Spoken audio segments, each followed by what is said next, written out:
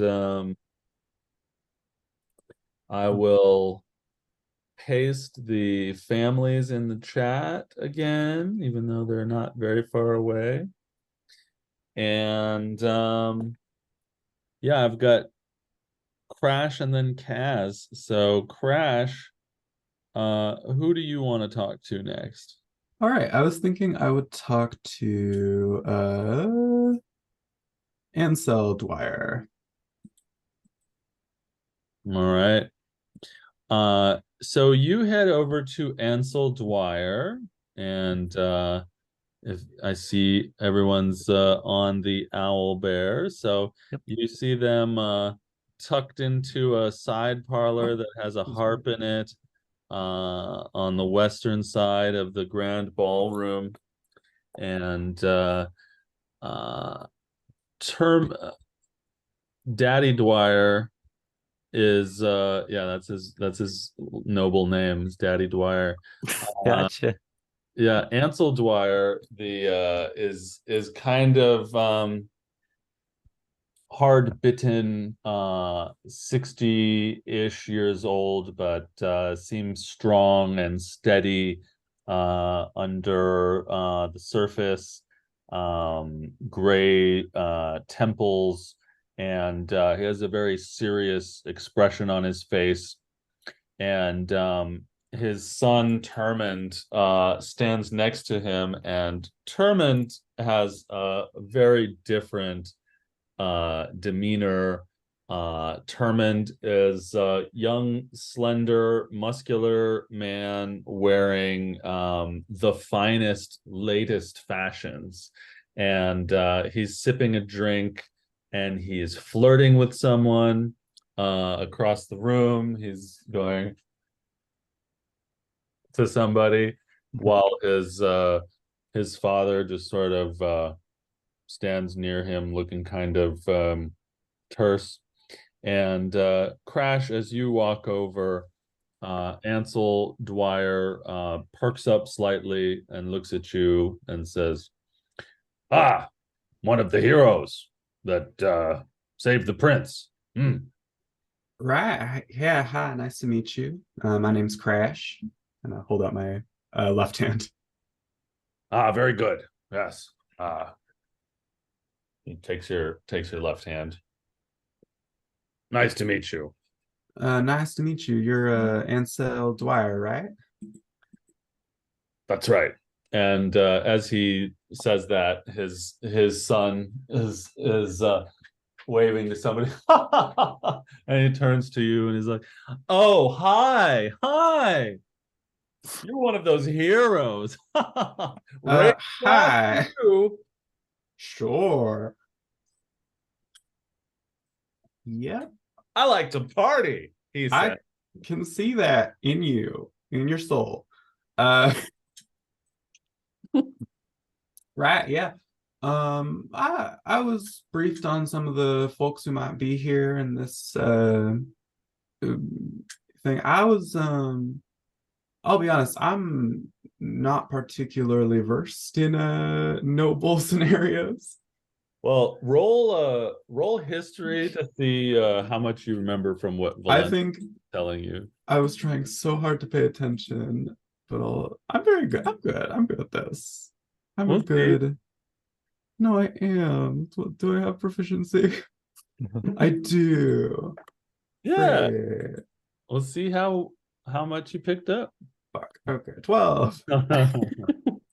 Yeah, so you remember that the Dwyer family is a bit newer to being nobles, and that they have massive smithing and weapons stores operations throughout the country.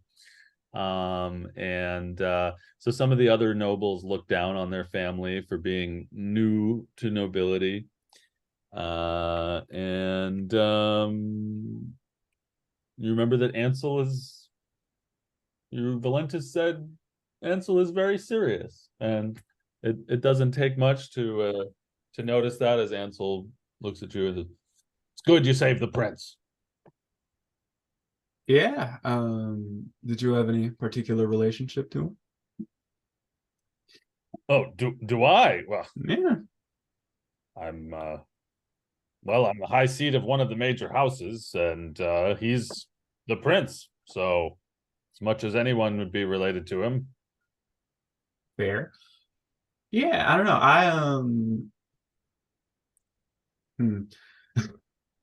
I was interested in y'all's how blunt do I want to be? I'm gonna roll a wisdom saving throw. No.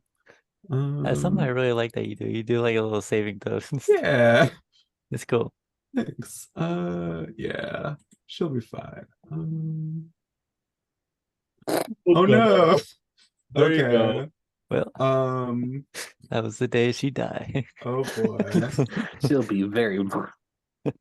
Rat, so I heard y'all were like not very good nobles, if that makes sense.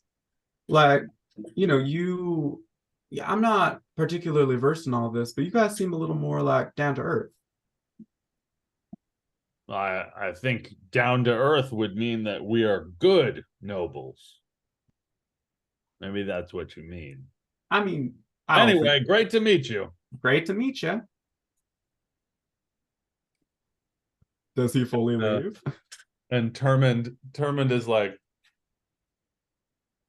did she say we're not great nobles? Wow. And then he says to you, I'm not going to invite you to any of our parties. I think. Huh. Yeah. I wouldn't go to any of them. I'll leave. And so yeah, Ansel like turns completely around so his back is to you, and Termund is like, bye. Bye. Yeah, I don't think Crash understood that interaction very well. She walked. And so the role playing took place with great truth. All right, Kaz, your conversation. I was like, I'm gonna go over to Agatha Stuyvesant. Ah, the Stuyvesants. Yes. Alex, Miki, will you be joining that? Sure. Yeah. Since you What's have up? you have one help left. Oh yes. Yeah. Yeah. I think that's yeah. I'll join in. Yeah. Oh, thank you. Glad to have you. All right, so you head over to the Stuyvesants. Where are those? Where are they standing? Where did I At put the them? bottom left. Ah, there they are, sort of in this faux chapel foyer. The Stuyvesants are sipping and nibbling on hors d'oeuvres quietly and privately. And you see this quite elderly lady wearing yellows and whites, and you see a lady who looks to be in her early 30s standing there, also wearing yellows and whites, but she has a lot of jewelry on and like a tiara and stuff. And yeah, as you approach, the older lady sees you coming, and you have a bit of a noble comportment to you. And Miki, the 6'9" brown-haired sorceress, is behind you. So the old lady looks at you both and says, "Oh, hello. You're the saviors of the prince and the queen. Dennery praise her name." Why, yes, we are. I apologize. Am I intruding? You two seem to be a little bit secluded away from the festivities. Oh, well, party after party, we may as well be at home, you know. We know everyone here except you, of course. Thank you for saving the queen. Dennery, bless her name. No, it was no trouble at all, especially with my compatriots. And Have the younger lady who has all the jewelry says, "Oh yes, wonderful to meet you. Yes, yes. Oh, aren't you a tall one? You know, if you save the prince and you save the queen, you should ask the queen for another quest or mission so you can do more for the kingdom. You are heroes, aren't you?" Why, yes, we are. And he would look over at Mickey to see what her reaction would be, because it seems like she was focusing a little bit.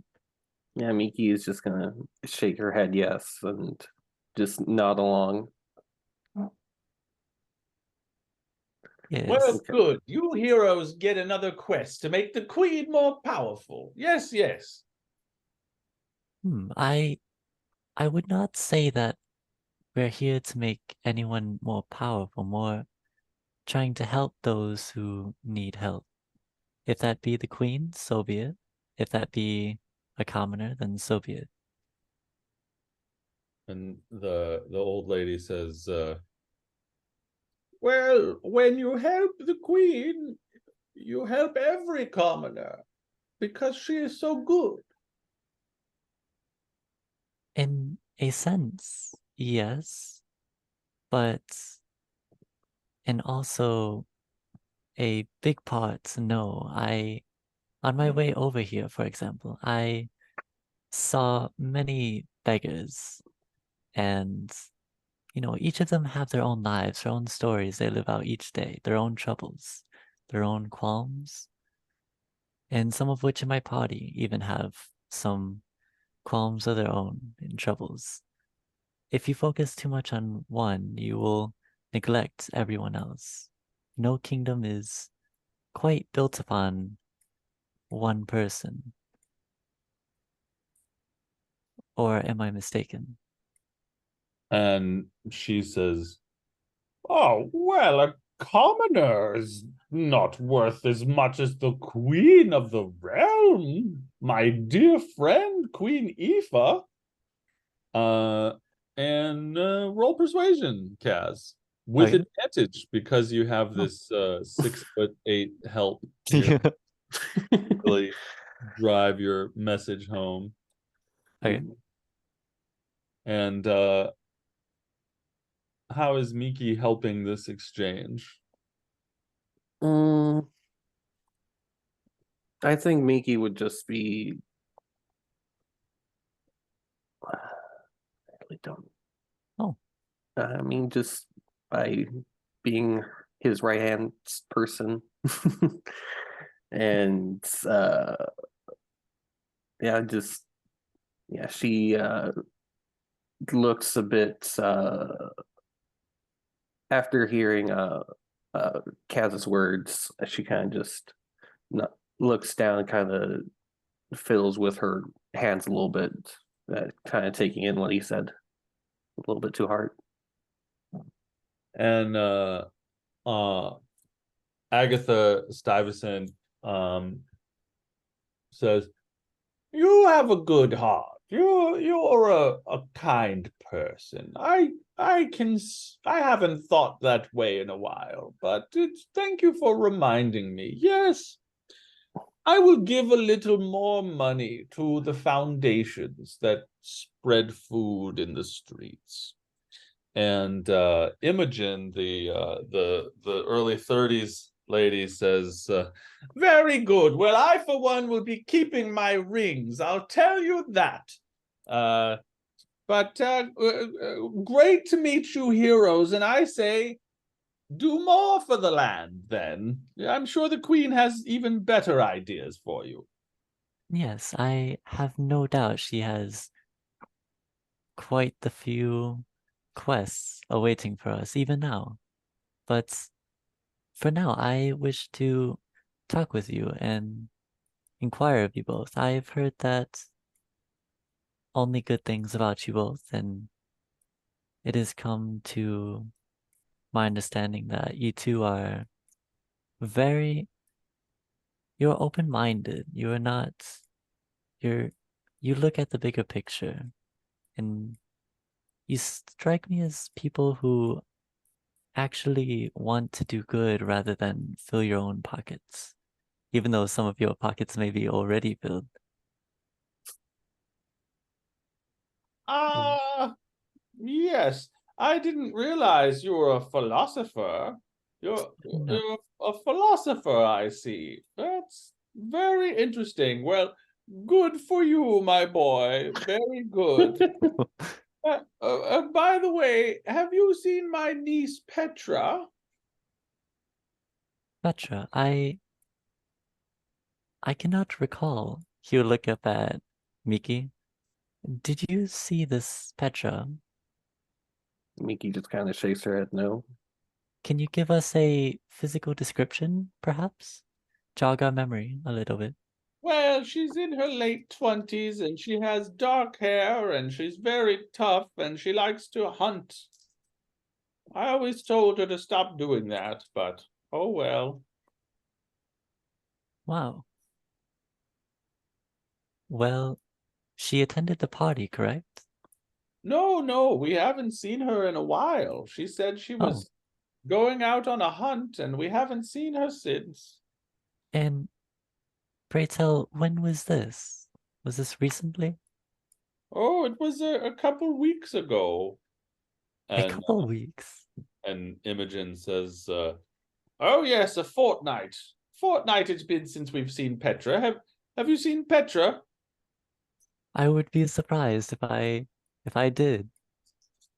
Do you wish for some help to locate her? Did you seek anyone else's counsel? Any other help?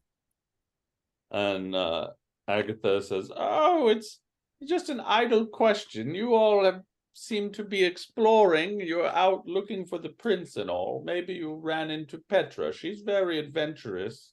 Anyway, worry you not. Imogen, will you get me some more wine?" Yes, well, may I trade you one inquiry for another random inquiry? Do you know anything about the queen in her free time? You praise the queen quite a lot. Do you know what she does recently or within the years, just what she enjoys doing?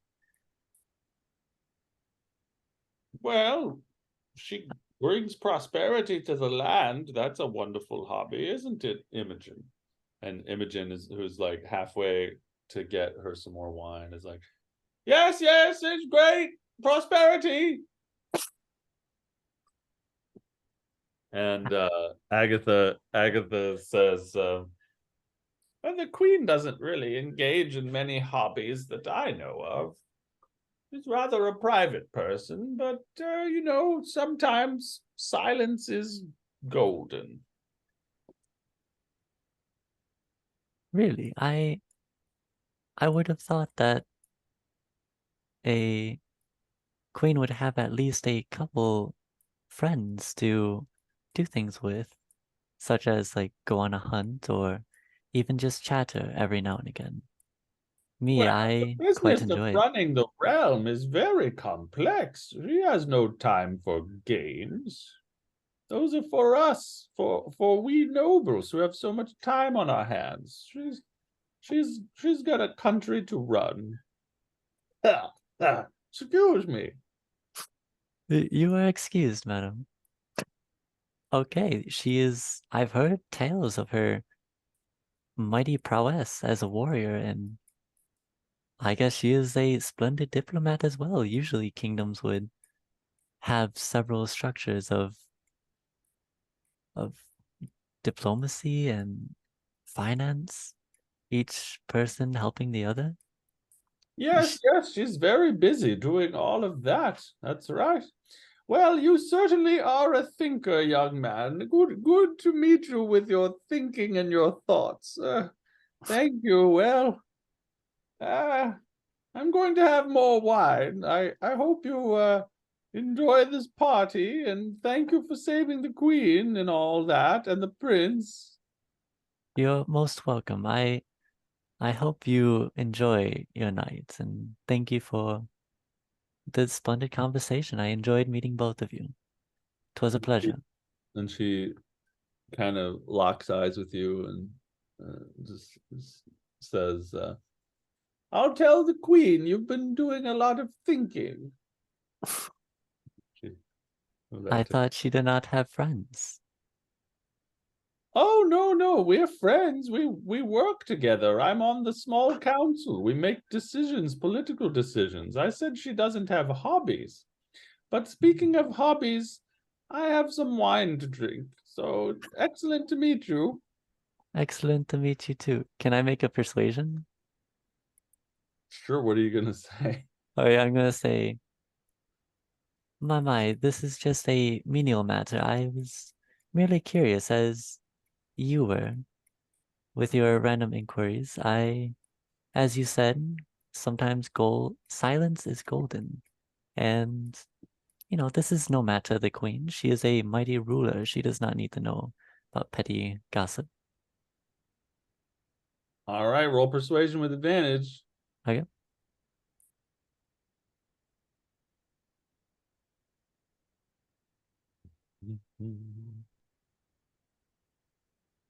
Oh, you got +0.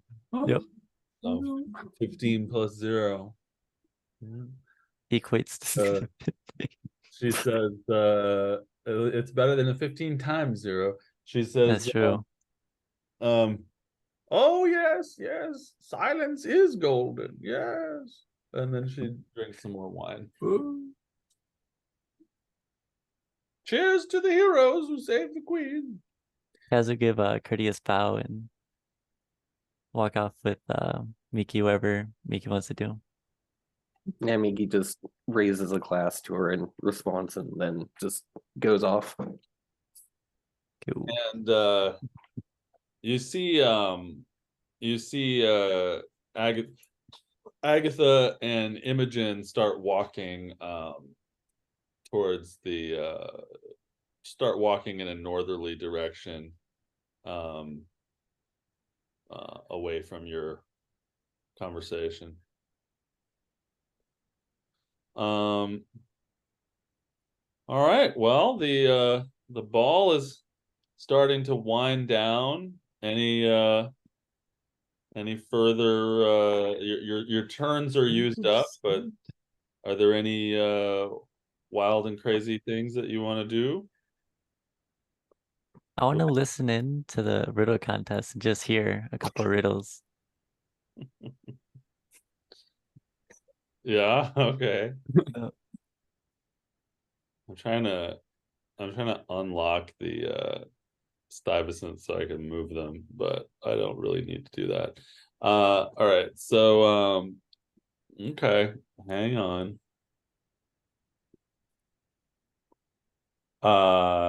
Who else is interested in the riddle contest? I'll do it. We got 2 people interested in the riddle contest.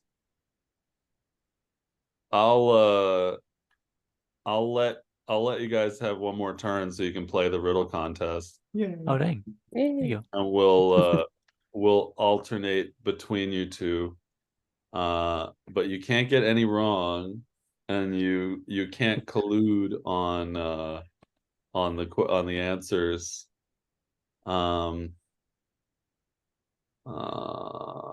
All right, just a moment. Okay.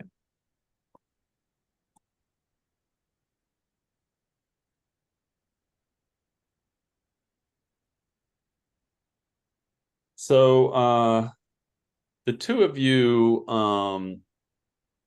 step up to the northern part of the ballroom where the dance competition was taking place, and where Aloysius Killshaw had been being talked to.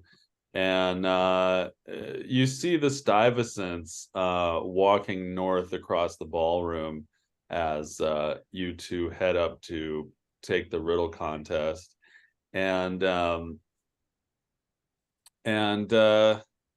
as you step up, the master of ceremonies of sorts orates for the crowd. Yes, the heroes have come to try the riddle contest. Ho ho ho! Will their wits match their swords in heroism and salvation of others? And there's a bit of a quiet over the room, and the MC says, "Will their brains dance as well as their feet did?" And, people applaud, and they're pretty excited. So the first question is for Kaz, and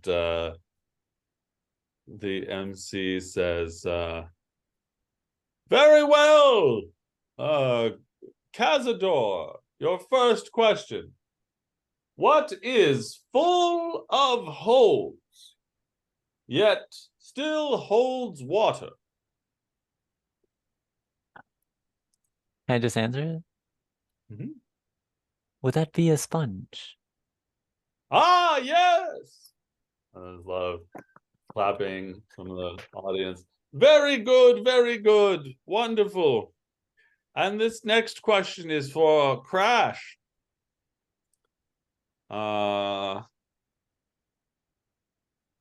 What question can you never answer yes to?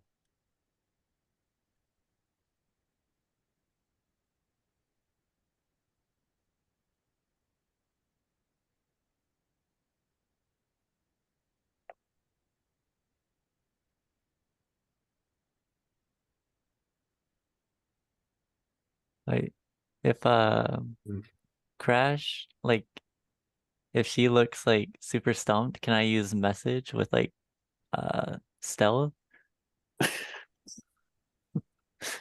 be like undetected? Only if she like looks stumped like after like 30 seconds. I am frustrated because I do think my character would be great at riddles, but I, the weakness of my flesh,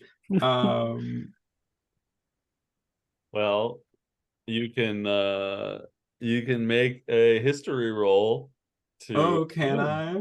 to use your character's brain. Wow, thank you. The wine is getting to her. No!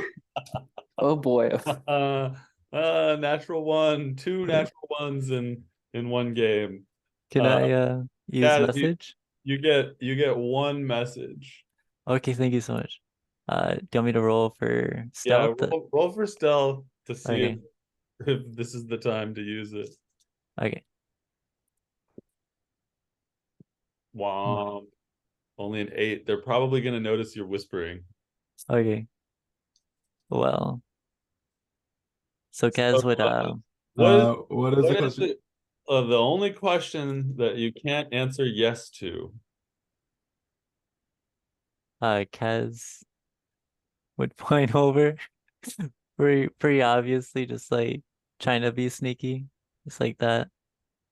And mouth words over to Crash using message. If you are sleeping, can you answer yes if someone asks you if you are sleeping? She thinks very hard. And I think on a nat one, she says, "The premise is wrong. There are many questions that you cannot answer yes to."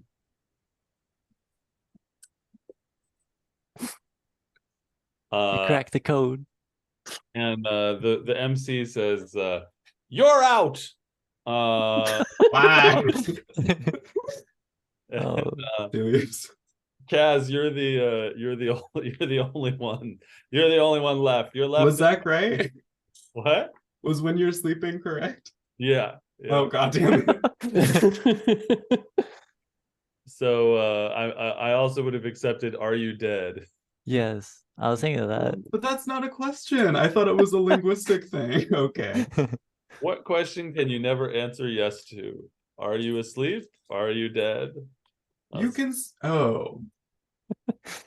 I can talk in my sleep. Whatever. What?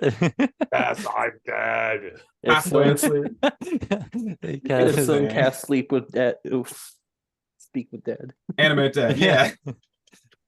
Oh, All right. fuck. All right. Kaz, the MC says, I see you're very good with riddles, so we'll give you some tricky ones. And he says, Be my guest, sir. I I'm grew up. tall, I'm tall when I'm young, and I'm short when I'm old. What am I?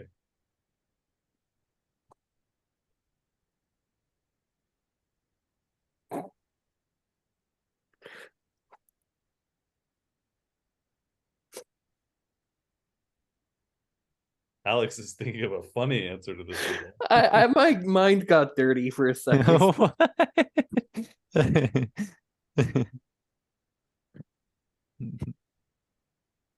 I'm tall when I'm young and I'm short when I'm old. What am I? And the crowd hushes as they lean forward, looking at you. Ooh, you hear mumbling in the crowd. Oh, tall when I'm young and short when I'm old. And they lean into. Ooh. And the MC says, "You're almost out of time. What is your answer?" So Cazador, he would just like look around, just completely befuddled, and he would just like blurt it out when he says you're almost out of time. Just like nervously, you would blurt it out, Mickey. It's because that's the first tall thing he thought of. And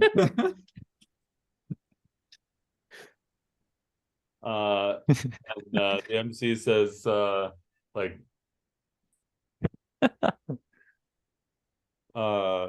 she's an elf, right? So she's probably tall when she's old. Anyway, that is incorrect. The answer is a candle. Oh god damn it. Oh, That's Tall when I'm young and short when I'm old. you I have also would have bested me. accepted. No. So, yeah. So you are out of the riddle competition, out of after only 2 correct answers, and so you win not. You have bested me in intellect, sir. And the riddle master says, "Oh, I just read the riddles." Ho ho ho. And at that point, it's far past brunch time. The party started at 11. It's now 1-ish. And the party begins to disperse. Various nobles heading to various areas. Various courtiers that have been filling the space with their courtier bodies. Vacating the premises. You see the queen passing through, and she arches an eyebrow at you all, and then continues south. The prince walks by you with Valentis limping nearby, and the prince says to Kaz, in a few moments, let's meet in your rooms. Valentis and I would like to speak with you. And then he acts like he's didn't say anything to you and keeps walking. And Valentis kind of gives you a look. And yeah, people are starting to disperse. Right? Kaz would just like nod to him, and then he would go over with Mickey and Crash. Are they like together? Sure. Okay. Yeah. Like Uh, together? Get a little harem in for Mickey. Um, he would kind of like lean in close to them and kind of say in a hushed tone, I may have fumbled my words earlier with someone, and she may talk with the queen about that I'm kind of a big thinker, which I think that was kind of a passive aggressive threat. If anyone royal comes up to you both and says anything like in relation to me, you do not have to know me. You could say I am a separate entity in my thoughts. Just to let you know, don't go down with the ship. I can't imagine you did more harm than me. But I appreciate it, Cass. No problem. No, I imagine you probably did do that bad. Uh-huh. Um, He would go ahead. I was just gonna say he would just like look over at her just quizzically, like, oh no. Just remembering when she blurted out the thing about the nobles. This big weird metal cat face kind of somehow a little shifty.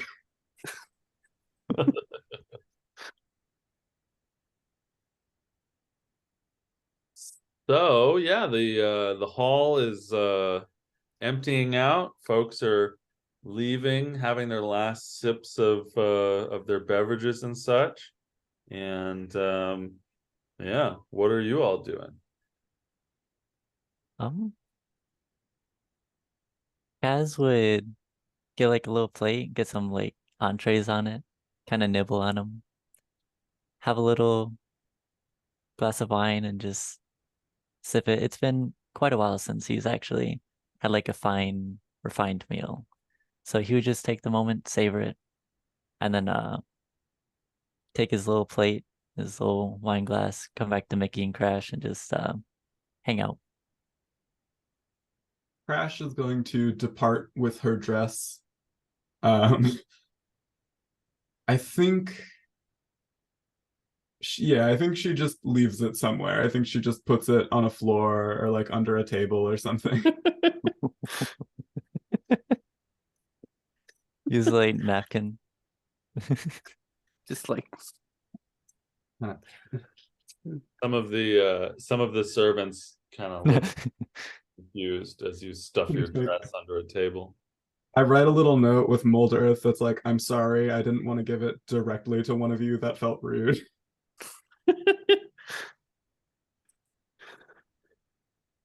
My Crash, you have much to learn, to say the least, in nobility.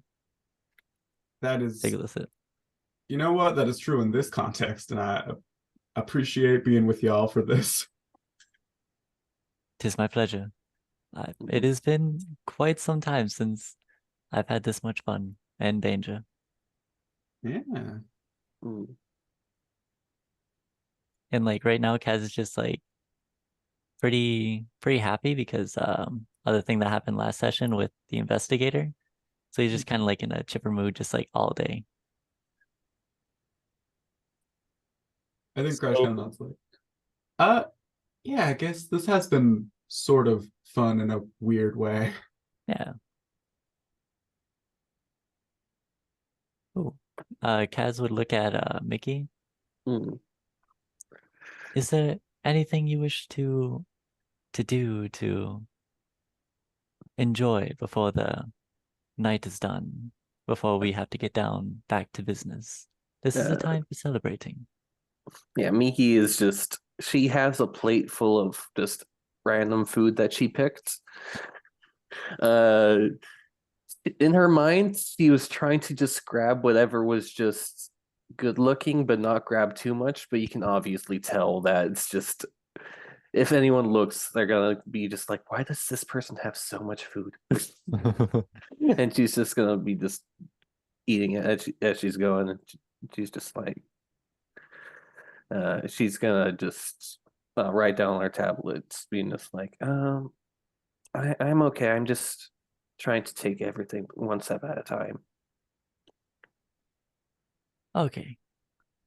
Cazador would finish the last on his little entree plate, sip the last out of his wine, place them on the table and thank the servants, and just return to Crash and Mickey. Whenever you two have your fill, I feel like I'm ready. I'm ready to go. No rush though. I think I'm settled. Yeah, I could leave. Iki kind of just puts a little bit of the food in her bag and she just gives a thumbs up. And at this point, there are mostly only servants left in the ballroom, and they're like cleaning up and putting things away and stuff. Nice. I think we would Yes. start leaving. Yep. Cazador would just go, going to meet the prince in the room. Do you share that invitation with your fellows? Mm-hmm. Yeah. All right, so everybody's going to meet the prince Mm-hmm. in the room.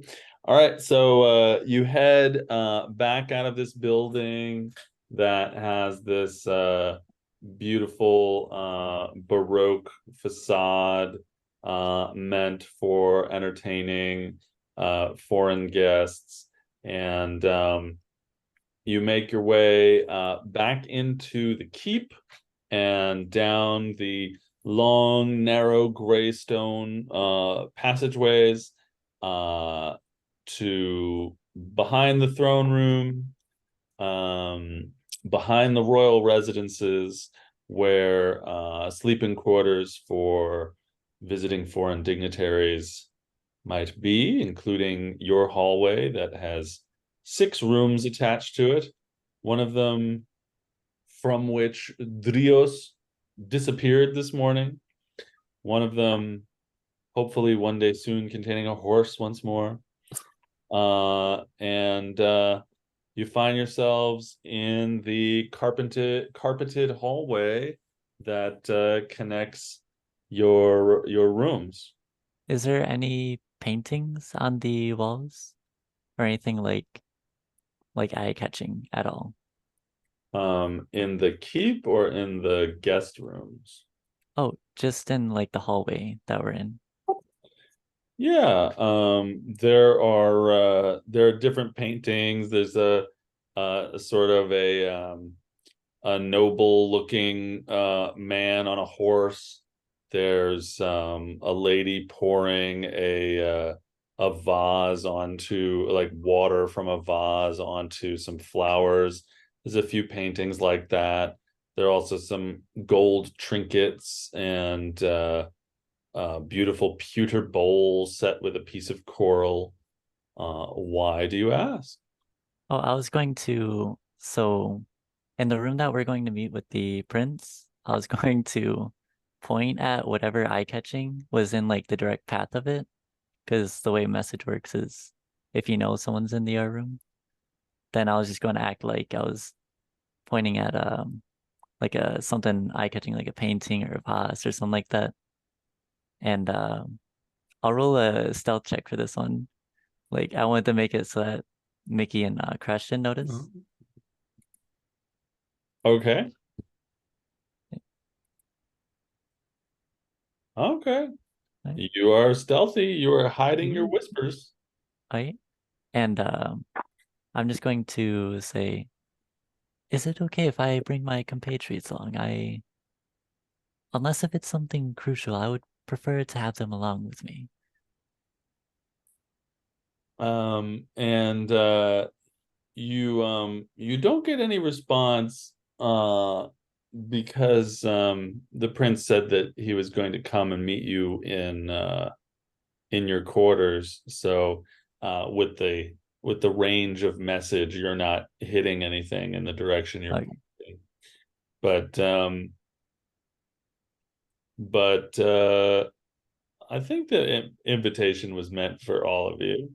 Nice, okay.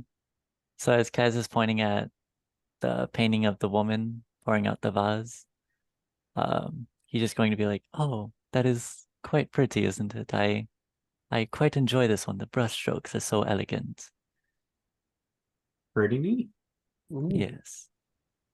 Zach, by the way, that was a super cool usage of the message cantrip. That was really clever. That was thank you, really thank you. nice. Thank you so much. Yeah, and as you point and say that, you hear back in your head, what are you talking about? As What? you accidentally shoot off the message cantrip with the other words that you're saying instead. Oh, my apologies. And I would just cancel the message. So as you finish doing that, the door creaks open at the end of the hallway, and it's the prince and Valentis. And they come in and shut the doors behind them, and Valentis walks up to you three, and he limps up and says, "Well, you did a good job gaining influence among the nobles, as far as I can tell." Cazador would look down for a moment, and he would just kind of like sheepishly look back at him. Well, I may have done something. Okay, Agatha was her name. She's like an older woman. She was standing next to a younger woman around my age, maybe younger, decorated in gold and jewelry. I was asking her about some things about the queen, what she does in her free time, and just talking about the astonishment of how she can run a whole kingdom by herself with no help and no interests. And she departed saying something about telling the queen of my not overthinking, my just thinking, my thought process. And it came across as like a subtle threat. I fear I am being watched. I tried dissuading her, but I am not convinced that I did a stand-up job. And the prince interrupts and said, "Oh no! This is terrible. You've let my mother know that you're thinking about her and her behaviors. Oh, this could truly bring her attention down on us. Who knows what she's doing in that catacomb, killing people? What it's for? What her aims are? If she is killing people, but if she is, it would be very bad to draw her attention. Oh, I thought we were going to do this subtly." Well, yes, my deepest apologies, my highness. I did not ask anything like if she was evil or if she beheaded anyone just for the fun of it. I merely asked what her interests were and commented on the fact that she was being praised so highly for being so self-efficient in so many different areas. And if I may, I believe she already knew something was up just with our arrival, if you will. Like, but as I told my You compatriots, think she knows? no, You think she knows that we lied to her? oh, Oh, yeah, certainly. yes. You are not the best of liars, I- sire. I'm not the best of that. We're collectively. Yes, we are. We are not safe here. We must flee. I think if we weren't safe, we would know we weren't safe, Yes. which we do. I mean, I don't know. I get the sense that she wants to control our behavior and rein it in rather than simply outright destroy us. Yes. And Prince, if I may, do you remember the phrase we all agreed upon for if you are ever in danger? No. The ocean is dry? Ah, Yes. Write So that down. just remember that if you are ever in a crowded situation again. But as I told my compatriots, if the queen ever asks you or any of them, you can just pin it all on me. Because if she does tell, then I'm already suspicious. I'm a new face in the group. The mission must carry on. I would not mind. And the prince says, "Well, I think the ocean is dry right now. Had you not heard my story, I followed my mother into the catacombs where I saw her holding a ritualistic dagger over a prisoner. My God, we could all be victims of some sort of ritual at the end of the night. Valentis, we must flee." Where would we go? Right, you're acting a bit rash, my highness. I understand, but you have no proof. We slept one night, even though the queen did not seem fully convinced of our story. We spent the night here, and I did not wake up with no dagger in my back or nothing. I think we're at least being watched, if nothing else. And Valentis says, "Yes, well, the most prudent course of action is to find proof Yes. that the queen is evil and present it to the Council of the Blooded, so we have their support in replacing the queen." And he looks at the prince, and if, in fact, there is no proof, we can find that too. Find out that she is not evil, she's simply distracted, and being in charge of an entire country is difficult. Yes, I agree with you full-heartedly. Evidence first, then decisions, then actions.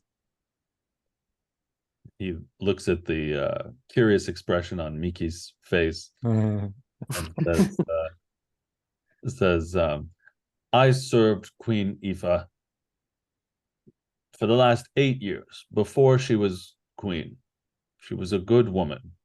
She maybe still is. Perhaps she's just distracted. I myself would like to see proof before we all decide that she's ritualistically killing people. The most intelligent thing we can do is stay and find that proof. And perhaps we already have the proof we need. If she knows that you all are investigating her and lying to her and she is not killing you, then perhaps that shows us that she is, in fact, a good queen." I concur. Did you get any sense of danger from the queen at all during this ball? Who are you? To the prince. The prince says, "Well, she just acts very strangely all the time these days. She stares into space and she doesn't talk much, and she's just always seems to have something on her mind. She doesn't really talk to me about any normal things. You know, she just says, 'Hello, my son,' and then sits there." Yeah, I don't think we're in immediate danger. Yes. That is peculiar behavior, but not in any way psychopathic or murderous. Not inherently. "But I saw her with a dagger over a person." Yes, and I saw a kobold peeling potatoes. Little did I know, it was actually not a kobold. Now, for full clarification, I don't like the queen regardless if she's sacrificing people. And I do tend to believe you, Prince. I think something seems wrong regardless of evidence or whatever. Also, we're not in the most safe political position, regardless of how close we are to getting murdered in our sleep.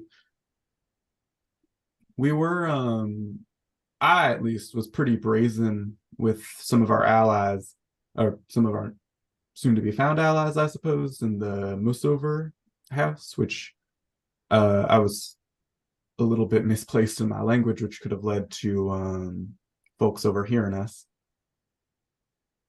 So the danger is not all from the queen. Yes, she has a. Many of the nobles actually seemed very. I dare say cult-like. They all had the same exact phrases. The good queen and praising her. And just I don't know, there was no originality between many of them. It was just as if rehearsed, day in and day out. I don't know, that did strike me as very weird. I met over 2 people, 2 nobles, who was like that. And I know that nobility, there tend to be trends, and you've always got to play the part if you want to have influence. But that was beyond some sort of trend. It was just how they thought, reactions. The prince says, well, everyone calls her good Queen Aoife. But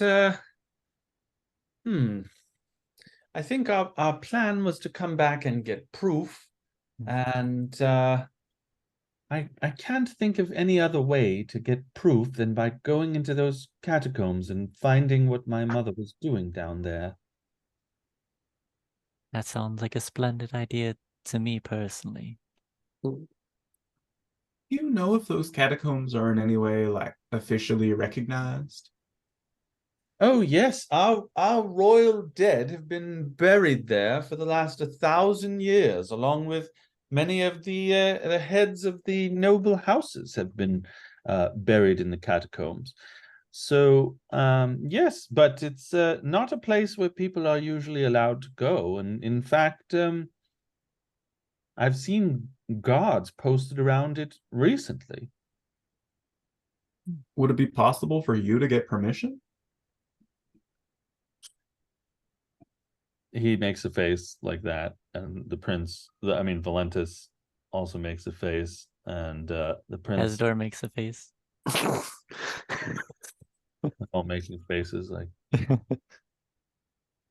and the prince says, considering that I saw my mother in the catacombs, I wonder if it would draw her attention if I asked for permission to go into the catacombs. And Valentis says, yes, that I think that connection could be made. That sounds dangerous. I'm sure it would draw more attention if we were caught sneaking into the catacombs. Yes, but one has a guaranteed suspicion, while the other is more left to chance and fate. I would prefer not to let my mother know of my interest in the catacombs. After I saw her and I made a noise and ran away as she turned her head, I ran back to my bed and hid. And about an hour later, she came and peeked through the door to see if I was in my room.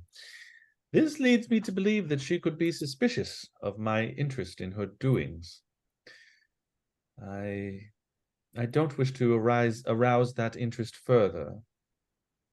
I don't wish to be the one getting ritualistically stabbed. As long as I draw breath, I will see to it that you are not. And he says, that sounds like a vow to me. That is just a statement. Don't take any of that shit. Do not do vows. Yes, that is just my word. Just my word. Ah, yes, but your word is as an oath, a bond, a solemn bond. You are binding yourself to me with your words that as Under long no as you draw context. breath, you will Right? defend. Just okay. As long as you draw breath, you will defend my person. I royally accept your offer, my loyal subject. Why? Thank you for accepting. Yes, thank you for your giving me your word that you will defend me until your last breath. Uh, well, my exact words were that would not happen to you. That specific thing that you said, the ritualistically sacrificed. Wonderful. Well, I'm sure you'll need to Yes. remain close to me in order to prevent that from happening. Absolutely. I would be quite shocked if I was able to do it not close to you. And thank you again for swearing undying fealty. Absolutely. To your ritualistically sacrifice, I have your back no matter what. Everything else is up to chance. He was kind of puzzled. And he's like, thank you. You're welcome. And, Valentis says, I'm not sure if all of you are aware of this, but I'm a veteran of the War of the Continent. I fought in many battles to defend the Tabaxi from the incursions by those from Liebenstag who massacred the Tabaxi people. I spent an entire winter in the woods outside of Moncafa, battling leaf worms and frostbite, watching my men die. I gave everything I had to defend the people of Parvus. Why was I talking about this? Ah, I remember.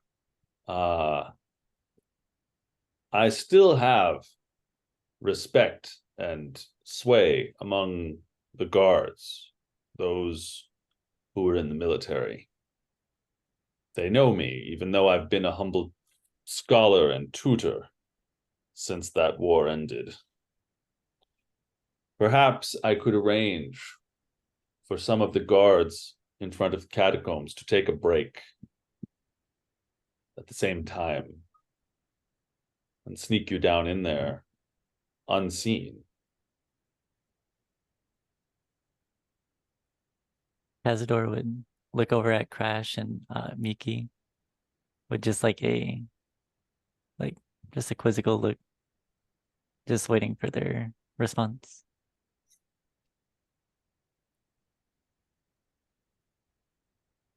I wouldn't be opposed. Thank you for your service, by the way. Yes, thank you ever dearly for your service. I am not opposed to the idea. That sounds like the way with less complications and the least amount of bloodshed.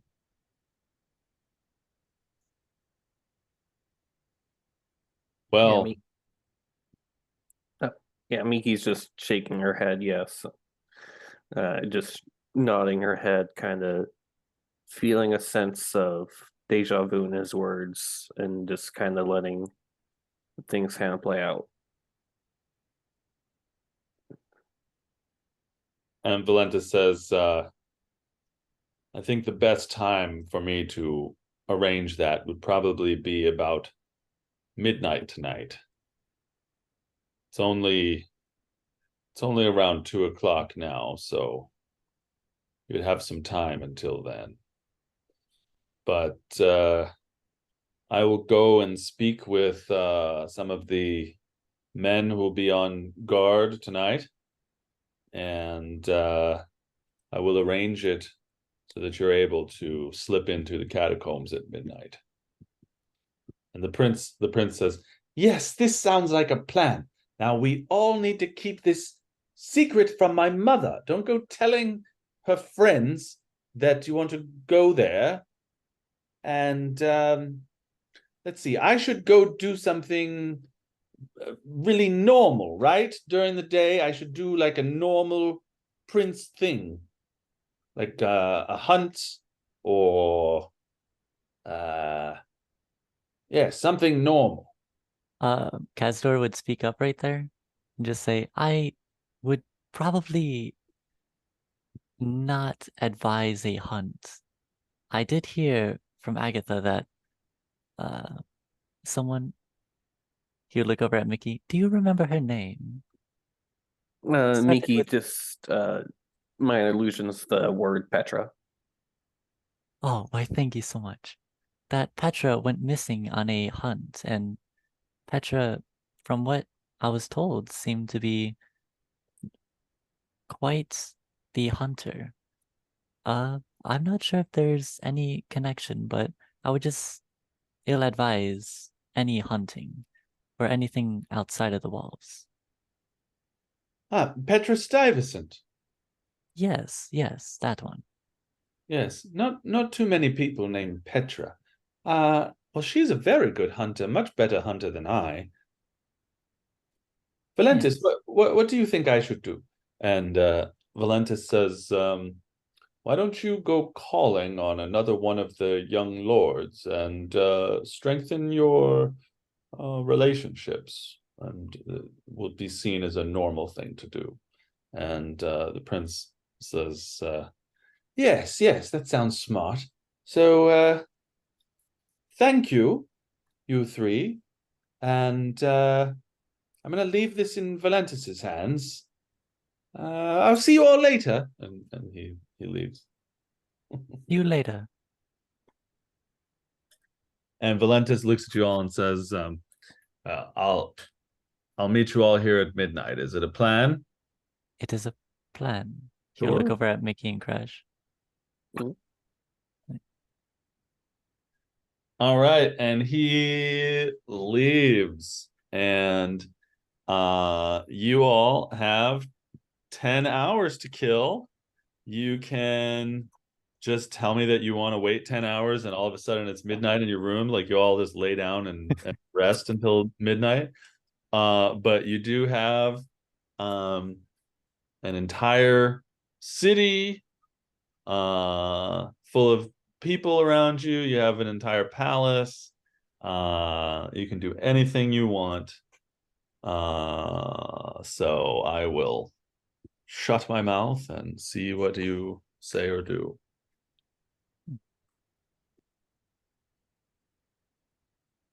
Well,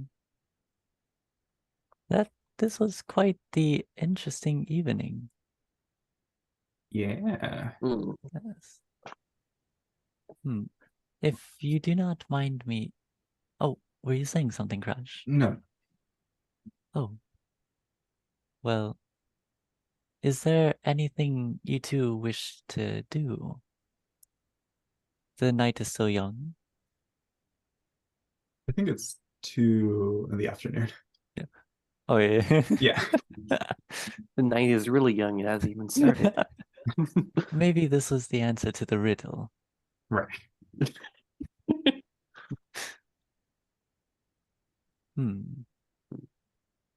I'd rather be out of the palace.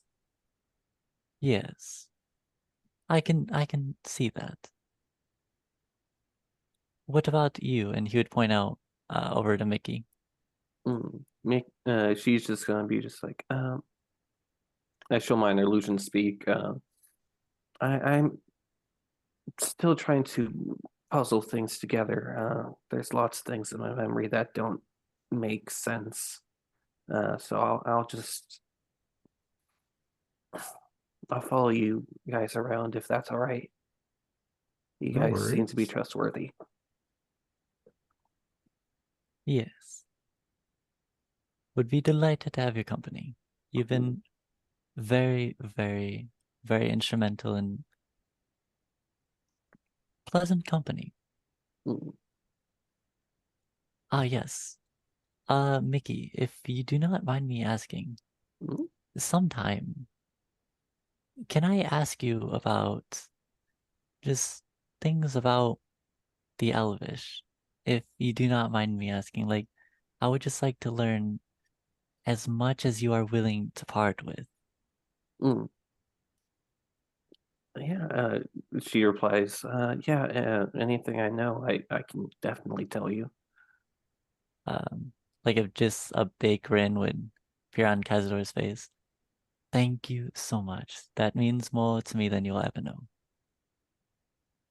Okay. Mm. Let's. I'd be willing to accompany you, Crash. If you wish to adventure outside. Sure. I didn't have any particular place in mind. I guess I would. Yeah. I just kind of want to get away from here for the moment.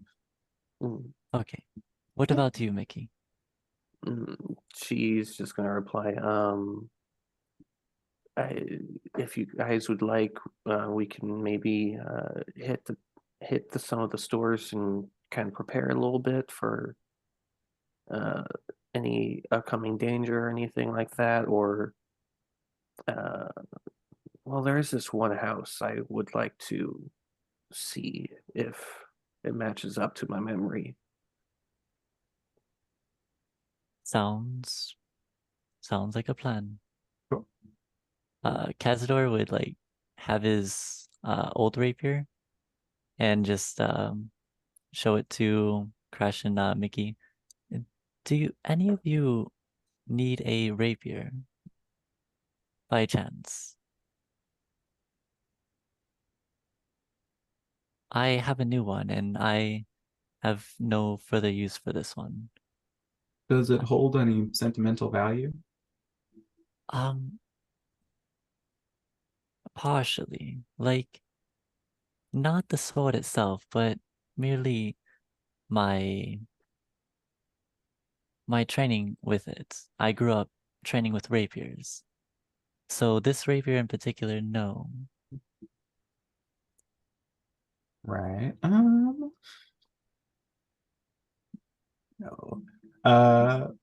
Yeah, I don't have much use for it. I'm sorry. No problem at all. I'm probably going to sell it. All right. What about you, Mickey? Mickey's just gonna hold up her hand and minor illusion. I don't use rapiers. I'm sorry. No problem at all. I do not think neither of you did, but just in case, I just wanted to make sure. I'm ready whenever you two are. And if you do not mind, Mickey, like on our travels, I would like to ask you to divulge any information. Of course. Why, thank you. Mm. And as soon as you guys are ready, Kaz would just follow you guys. Talk with Mickey about the elves. Comrade. Is it Yeah. true they live with Santa? No, I'm playing. Where's everyone heading first? Good question. I would say, I guess I'm somewhat curious about whatever this house you'd like to see, Miki. I don't know, that seems like a good place to start. Yes. Yeah. Mickey's just gonna speak up and just like, yeah, it's a house. Well, speak up in my illusion. It's a house I lived in for like the past 10 years, and if my memory's correct, there should be someone there. I'm worried if they're not. All right. Yeah. Yeah. Good to check in. Yeah, it's in the chop. It's not the best of houses, but it makes do. Yes. And I do remember the first thing you told us about some stairway leading down. Yes. So if this proves true, then it would be quite interesting. A stairway leading down? Yeah. Yeah. Miki's just gonna be just like, the stairway leading down seems to be in a darker place, not out in the open. Yes. Oh, no, like ever since you said that, he's been like looking out for it. And so like for you to look out for something that matches up, it's like him looking out for that matches up. He's been looking for a stairway. Because yeah, she was talking a lot of stuff. Also, I just really like that joke Basnick did. Don't all stairways go down? Yes, hopefully our horse friend will bound into view at any moment. You saw him riding off from behind the brunch ball, so maybe he'll ride up at any moment or gallop up. So oh, gonna get my camera back on. Noise. So if you all are following Miki, let me get my little map of the city up for you. I want to have the latest and greatest map. What's the latest map? This one? Nope. Ah, I know how to look. Ah, I bet it's this one. Yes, of course. Okay. I'm going to sneeze.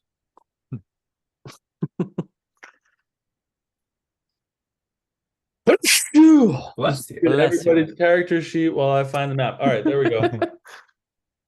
All right. So,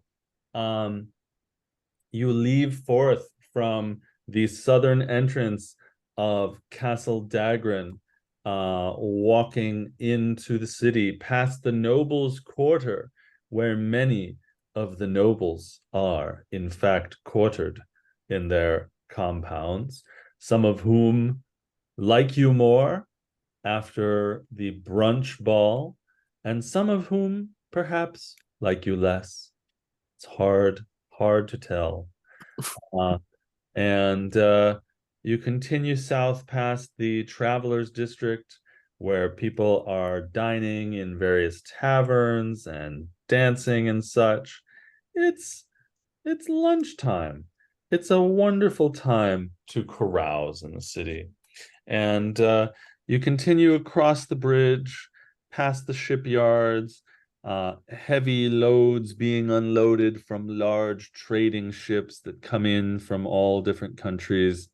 And into the chop you go, the dusty streets around you, the beggars and such, many beggars, all of them reaching out to Kaz, hoping that Kaz, it's almost like they can smell how nice he is. And How many beggars are there? oh, so many. So many beggars.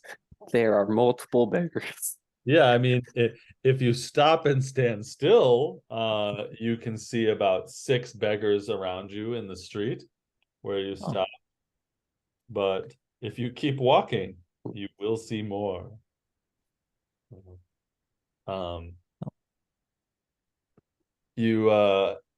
You continue on this little dusty side street thing, off the main drag and down around in a circle till you end up in this little green outside this dusty, drab, little green roofed square home. Miki, what other identifying characteristics does this home have as you lead your friends up to it? I mean, it's very nondescript. The door is a little squeaky and it looks like it may come off its hinges a little bit sometimes. But there's like a little garden, as much as it can be, just in like a little planter nearby the window. And yeah, it's just very much just a nondescript house. Nice. And what do you do when you get close to this house? I knock on the door. I just come right up to it, knock on the door. Is there any answer? You knock on the door, and for a while there's silence, and then you hear, "Hey, who's out there?" I'm walking in. She opens up the door and kind of just waves. and the door opens up and you see this fellow who you recognize as Chance, and he looks kind of like me, maybe me at 50 kind of looking guy, or just a sort of a bigger version of me. He's got like a kind of a plaid sort of dress, not a dress jacket, but it's almost like a used car salesman vibe about his poor person choppy medieval wardrobe. He somehow puts off a used car salesman vibe anyway. And uh as Miki opens the door, he says, "Hey, who are you? What are you doing trying to get in my house, eh?" Miki kind of replies in sign language, "Wait, do you not recognize me?" And he says, "Hey, Paula, is this one of your friends?" And you see this deep gnome woman come up, and she looks at you and says, "I don't know who this person is." And Chance says to you, "Hey, whoever you are, this is private property, so beat it, huh?" Yeah, Miki is just shocked. And she sign languages, I'm sorry, I must have had the wrong house. And she turns around to kind of very quickly, kind of tears coming from her eyes a little bit, and she kind of just goes off into a little side path or somewhere, and kind of just kneels down a little bit. Oh. Cazador would look over at Crash. Oh, I assume she did not find what she was looking for then.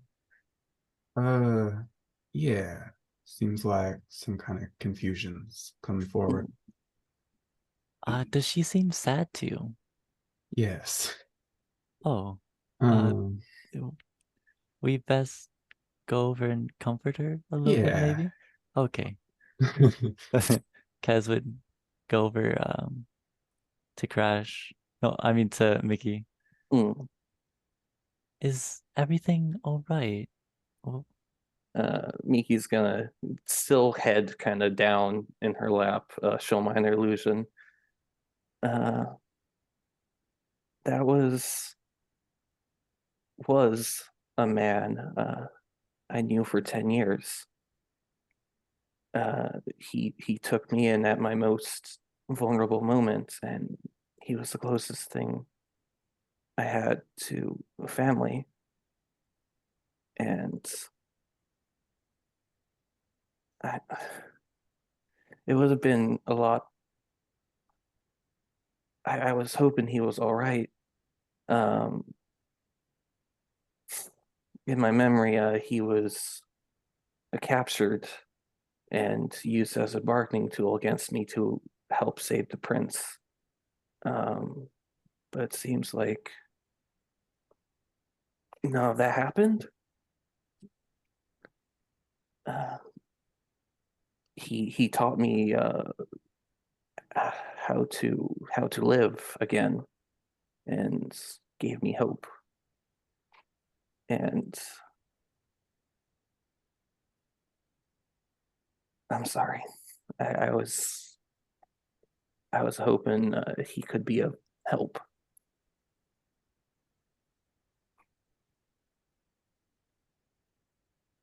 Cazador would is kind of um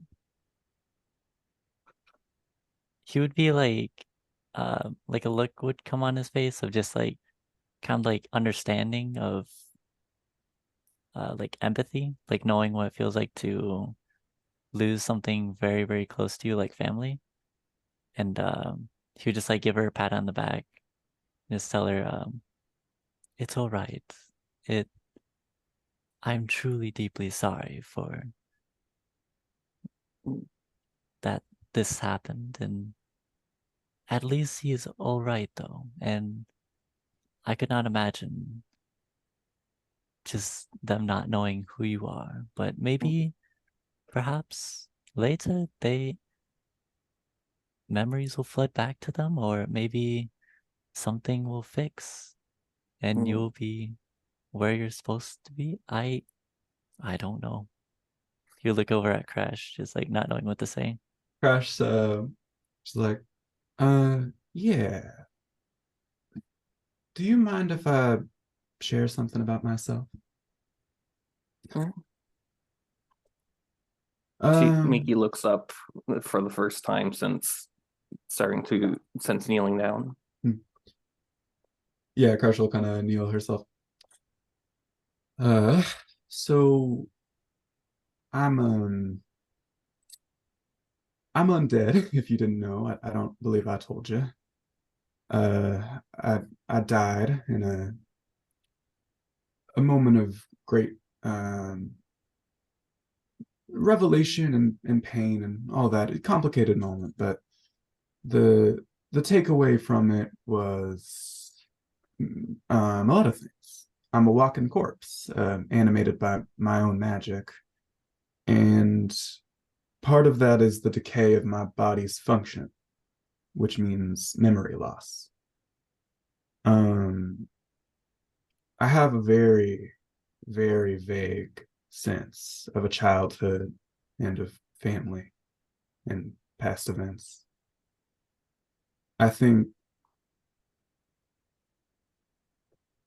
I don't remember any names or even specifically where I grew up, other than the country, I suppose. I think it would do me a lot of comfort, even with that confusion, to know that someone I cared about was near me. So I think the fact that this person is still here is a kindness. And I hope you know this isn't unimaginable, that this is, you're not alone. Yeah, Miki just nods her head, and my illusion says thank you.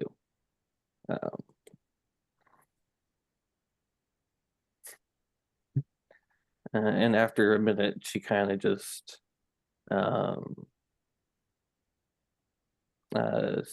speaks up again and says, "Oh, I guess you probably should know a little bit more about me too." Then, and she pulls down her little choker, where her little focus is, and right in the middle of her throat, you see a very visible vertical slash. And she says, about 10 years ago, I was living with my family in the Elvendale, and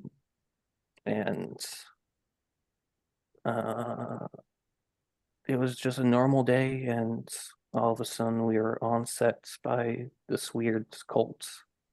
They took my father's life right in front of us, and they cursed me to be mute.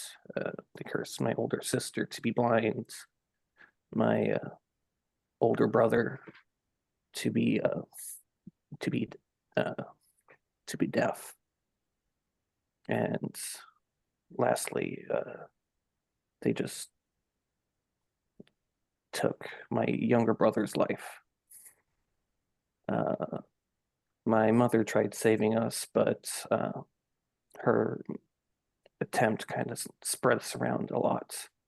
And now I'm just wondering if they all remember me as well, or if none of that happened either here.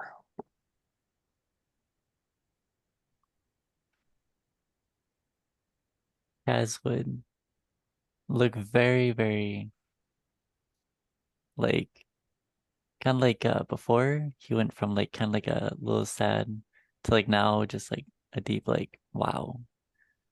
but he looks down and just kind of like thinks for a moment.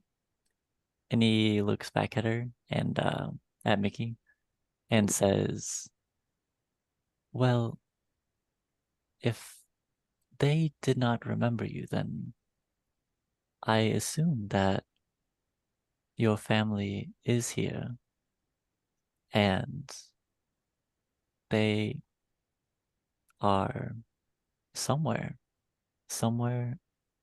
safe, and maybe even because you were not here, maybe nothing happened and they're just living a whole nother life. Mm. I'm not well versed in any sort of time or space or whatever magic this seems to be, but it does seem to me that one change in someone's life can alter the course entirely. So I do believe your family is all right and that they may be anywhere, maybe living as anything. Mm. But I do believe that they are safe. And as Crash said, just do your best to take comfort in that, knowing that they are safe and sound, even if they can't remember you.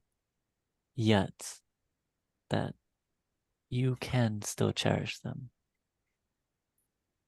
Mm.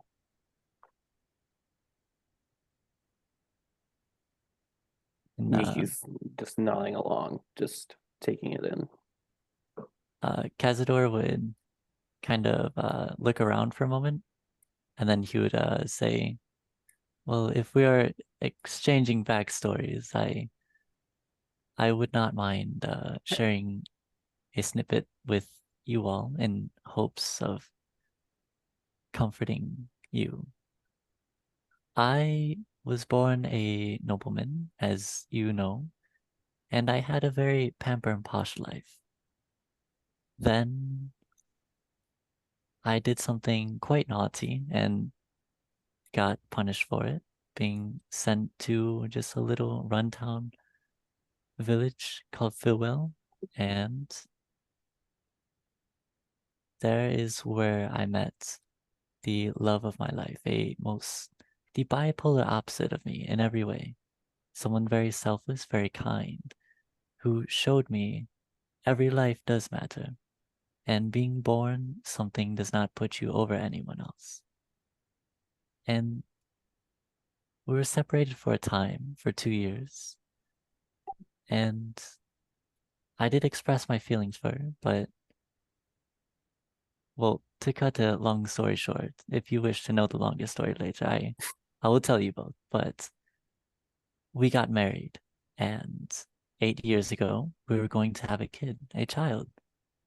And then they were taken away from me. They were murdered. And the worst part is I was not there. So I had no control over it whatsoever. For about a year, I searched. And then after that, just nothing but dead ends and cold trails. Then depression set in for about 7 years, 6 years. I cannot even remember it, but it was a deep darkness, losing my family.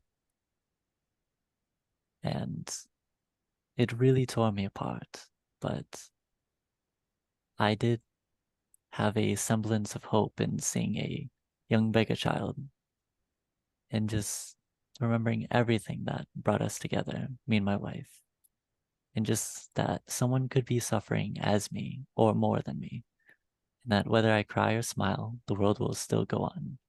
So why not smile and make it a little bit better? I feel for you. I really honestly do. But please take comfort in knowing that they're safe and sound. And just take comfort in that. That is all I can suggest. Miki kind of just nods her head, and yeah, she just nods her head. Right. Crash kind of stands up. This doesn't quite feel like the place for an emotional reconciliation as we're on the porch of your old friend. Not at all, but I'm a little bit famished. Do you still have that food in your bag, Mickey?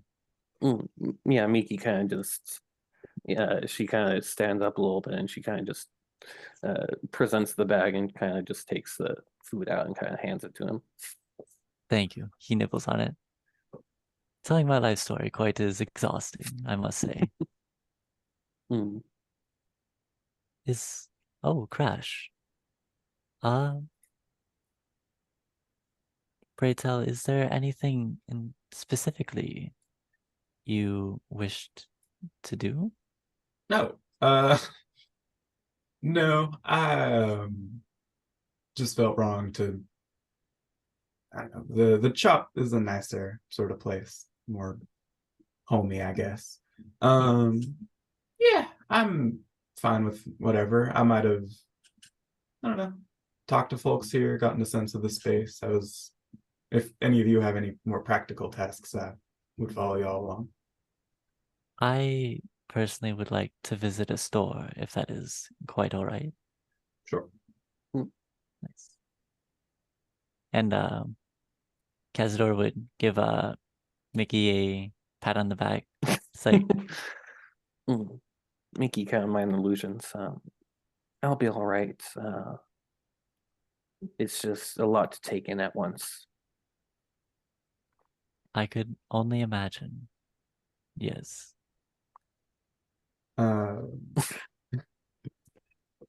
Yeah. Was I just nibbling on cheese? Oh, Whatever you gave me. So Kaz, you want to go shopping? Yes, sir. And I think you would be aware, and Miki would be aware, that there are two major shopping districts in the city. One is in the Chop, and the other is kind of the merchants district that's outside of it's closer to the docks, and it's a bit more upscale of shopping experience. But yeah, so you could choose either one of those sets of shops to go to, and I would say, including the travel time, the walking and everything, it's now probably about like 4 p.m., 4:30-ish. Kaz go to the chop shop, if you will. All right. Give me a second to find my shops. It doesn't take very long. They're already popping up. My shops. Okay, so let's do some shopping music. Let's see. Shopping. Yeah, some shopping music. It's definitely some complex questions about the nature of reality that Miki has raised. Who is here and who is not? Who knows her and who is not? Who will not?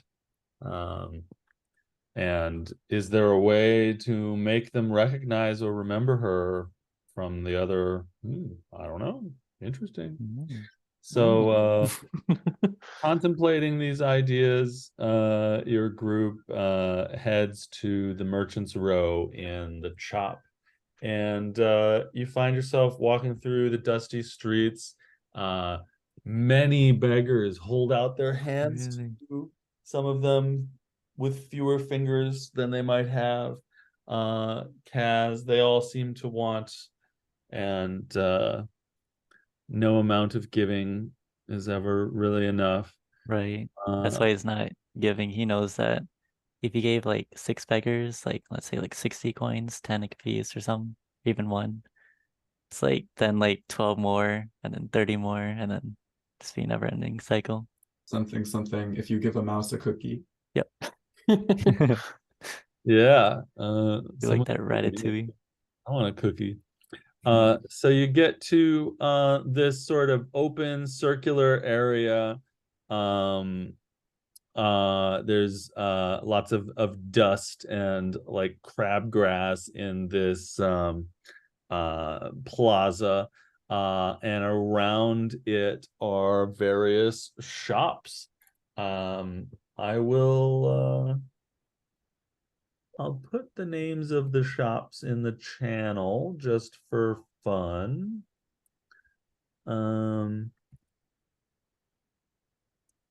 So there is a Rarder and Audrain's Apothecary. There is the Sphinx's Oil and Elixirs. There is Brielia and Rose's Blades. There is a general store called By the Way. There is a clothing store called Clothes Minded.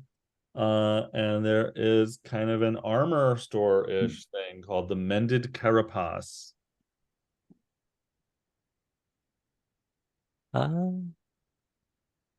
Cazador would go over to the Briela's and Rose's Blades. Ah. Rarder, Briella and Rose's Blades. I see.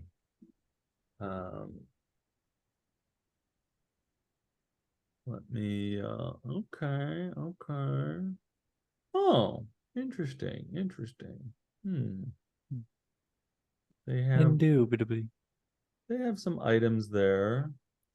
All right. Let me find my other thing here. Yeah. So you walk into this this shop and you notice that there is a lot of metal around. Corrugated metal, cast iron, and of course steel and other elements of various weapons, but it's almost like there's a metal countertop, metal shelves. There's just a metallic gleam to most of the things that meet your eye.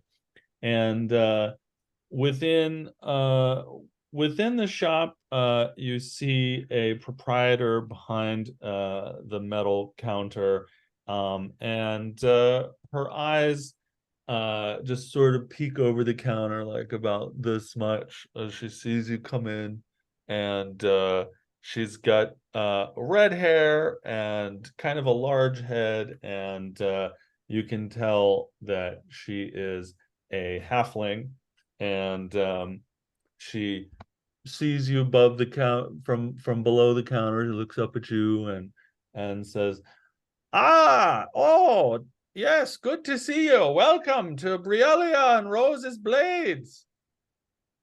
How may I help you three?"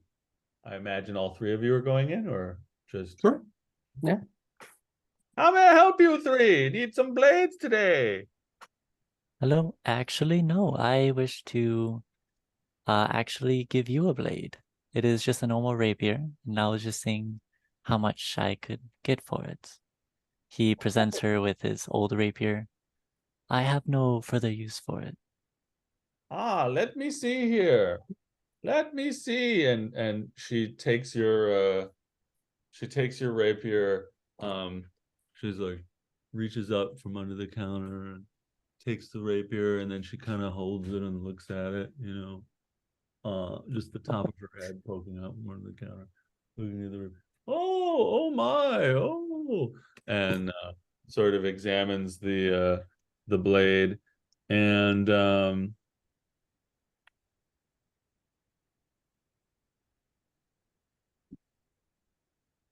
she tells you, well, this looks pretty good. I'll give you 18 gold for it if you want.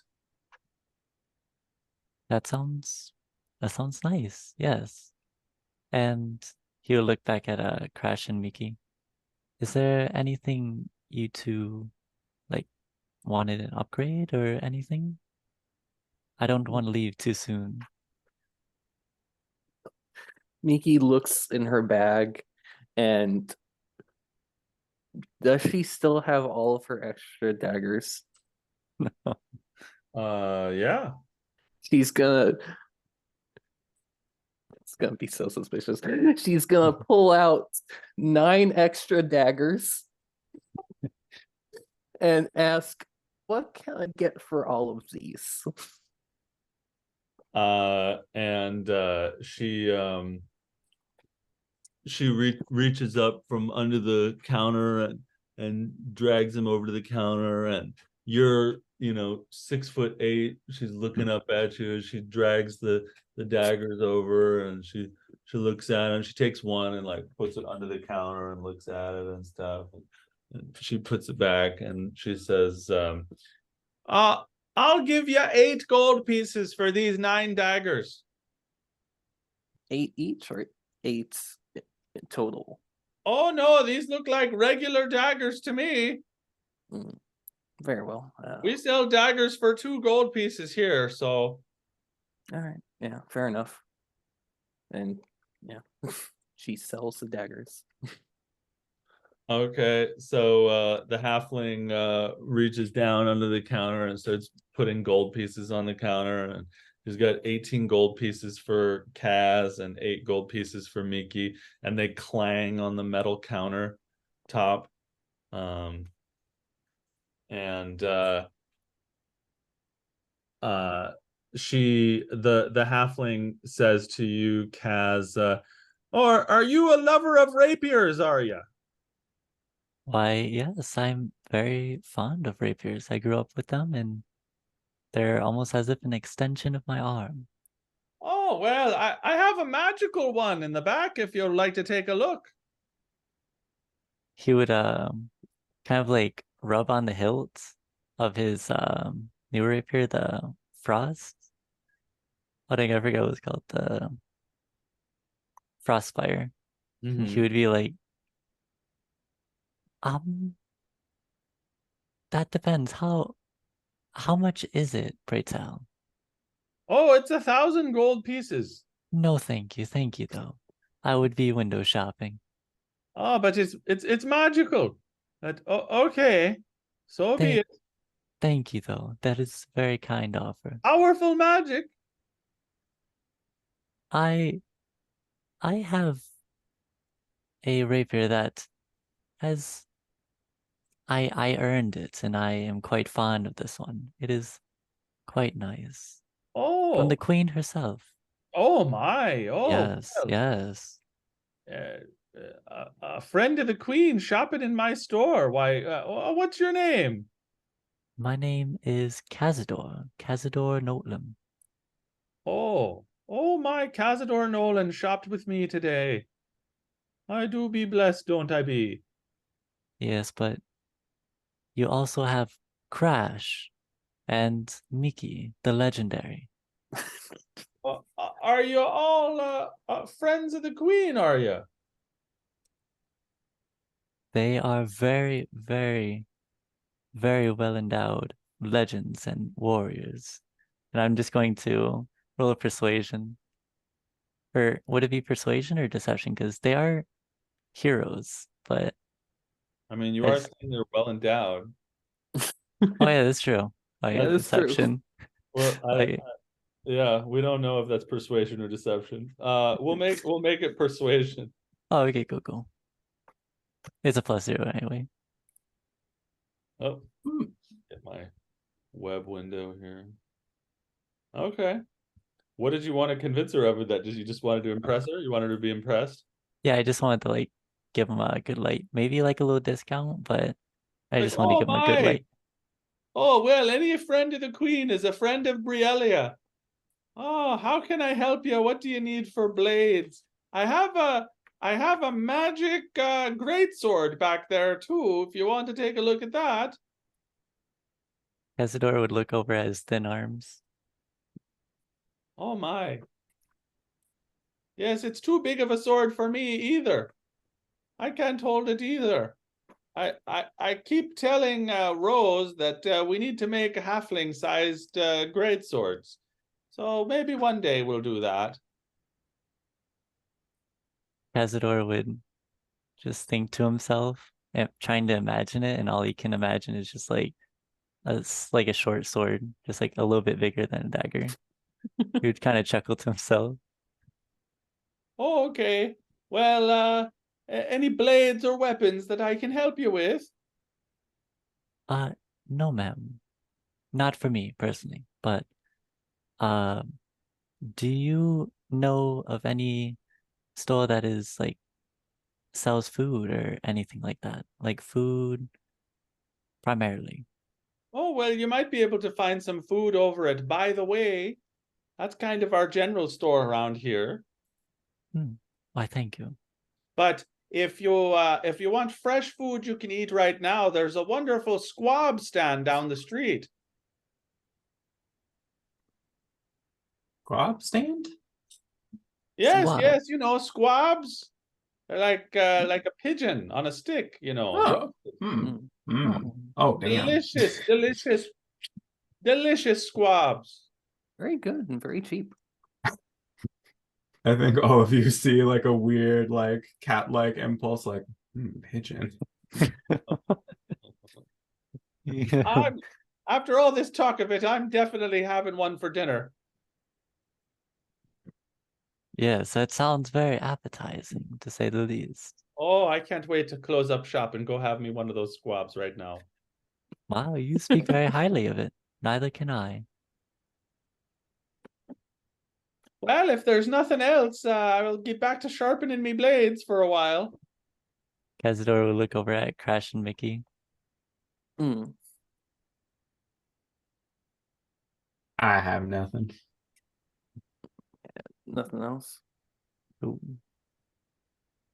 All right, so you step back outside and you see the entrances to the apothecary, the oils and elixirs, the By the Way, the close-minded, and the mended carapace. Cazador would look over at Crash and Mickey. Yes, I am going to go to the By the Way. I hope I can just buy a lot of food and just have it just free for whoever walks in. Hopefully, some people who need it will be able to get some food.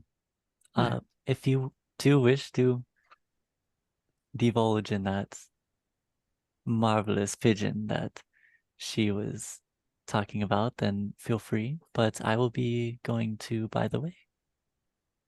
Right. Miki, are you getting a pigeon? Miki would definitely be. Am I muted? No, okay. Your camera's off. Yeah, I had to run to the bathroom. Gotcha.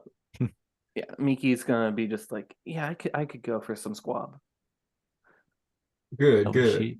I wish you two the best. Especially you, Crash. You seemed very, very adamant about this. I'm going because Miki wants to go. What do you mean? Just like, Can I roll a perception? you want to roll insight against my deception? Yeah, insight. Okay.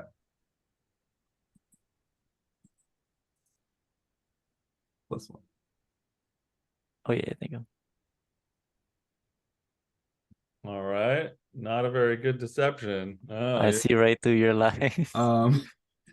In her heart of Kaz- hearts, you know that she has not eaten food in a very long time as a reborn who does not need to and is very excited. Kazor just kind of like crosses his arms and is like, yes, yes. Squab. Well, I hope you, Mickey, and I hope you, Crash, can find it in yourself to perhaps enjoy it. Ta-ta, and he would be on his way to the bypass. all right. So before we do the squabs, we'll do the By the Way. Nice. You head into By the Way and you see piles and piles of stuff everywhere and lots of things hanging from hooks on racks and all of that. There are some weapons here. There are all sorts of different supplies, pretty much anything that you could think of that an adventurer might want, or that a peasant or person of the city might want. You can probably find it here. and you are greeted by a guy, just a human, who doesn't look like he's interested in much of anything, and is just stabbing a dagger around his fingers at a wooden counter. He's just like, "Hey, welcome to By the Way." Why? There's a couple other people that are shopping around. There's one person that's carrying lots of objects, seems to be collecting a bunch of things. Cazador would just be looking at him and then looking at his hand and looking at him again. Why, hello there, sir. I do enjoy some games from time to time as well. I see you know how to pass the time. May I ask what your prices are on foods like breads and just things that can fill someone? Yeah. What do you want? Rations? You want like dry food that you can take somewhere? Do you want food? Did you just eat now? What do you want? What is your cheapest foods? Well, the rations, adventurers, you kind of look like an adventurer. Adventurers, they put them in their packs, just the hard tack, it's like dry bread, and you soak it in water and then you chew on it, Okay. yeah, hard tack. Yeah, Okay. we got some jerky and some nuts and stuff, but yeah, you wanna eat for a long time, you're going on the road, you take a bunch of hard tack. And he pulls out a couple of these biscuit looking things, these like squares that have little dots in them, and puts them on the counter. He's like, yeah, about a day's worth of these hardtack biscuits, 5 silver pieces. So Hmm. Uh, if I may, and he's going to kind of like lean in close to him and just talking like a hushed tone, just kind of like whispering like, I wish to buy a large amount of food, and for any that you see come in who are down on their luck, let's just say, can you just give them that food? I am purchasing it, but I'm not going to take none of it. I just want it to go to those who maybe can only afford the minimalistic of things or are just window shopping for a long time. yeah, all right, sure. Why, thank you. Now, you said silver pieces, but I only have gold on me. Let's say 100 gold, how much food would that be able to buy? It's like 200 days worth of food.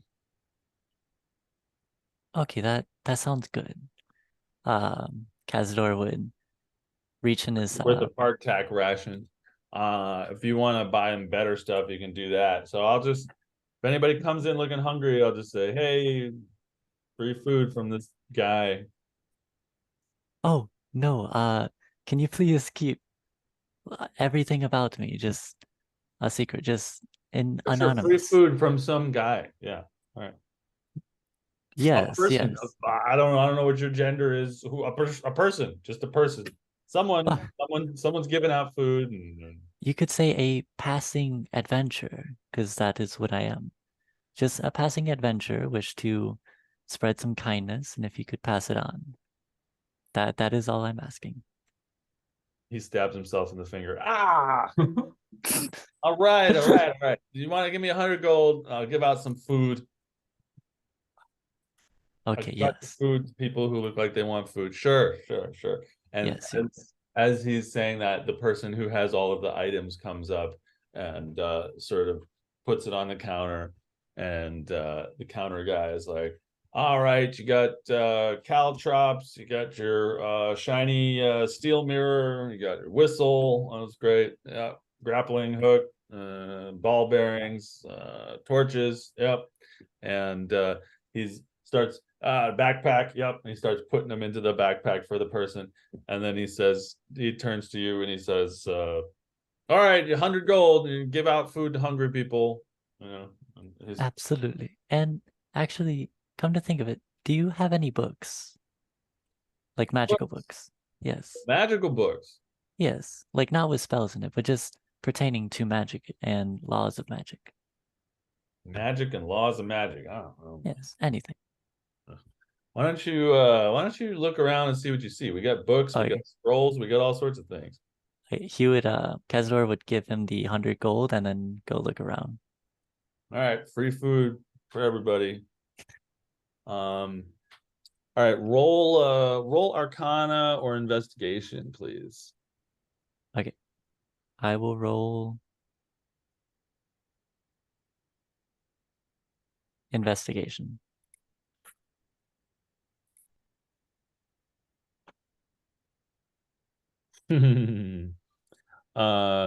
There are some magic scrolls, books about the laws of magic.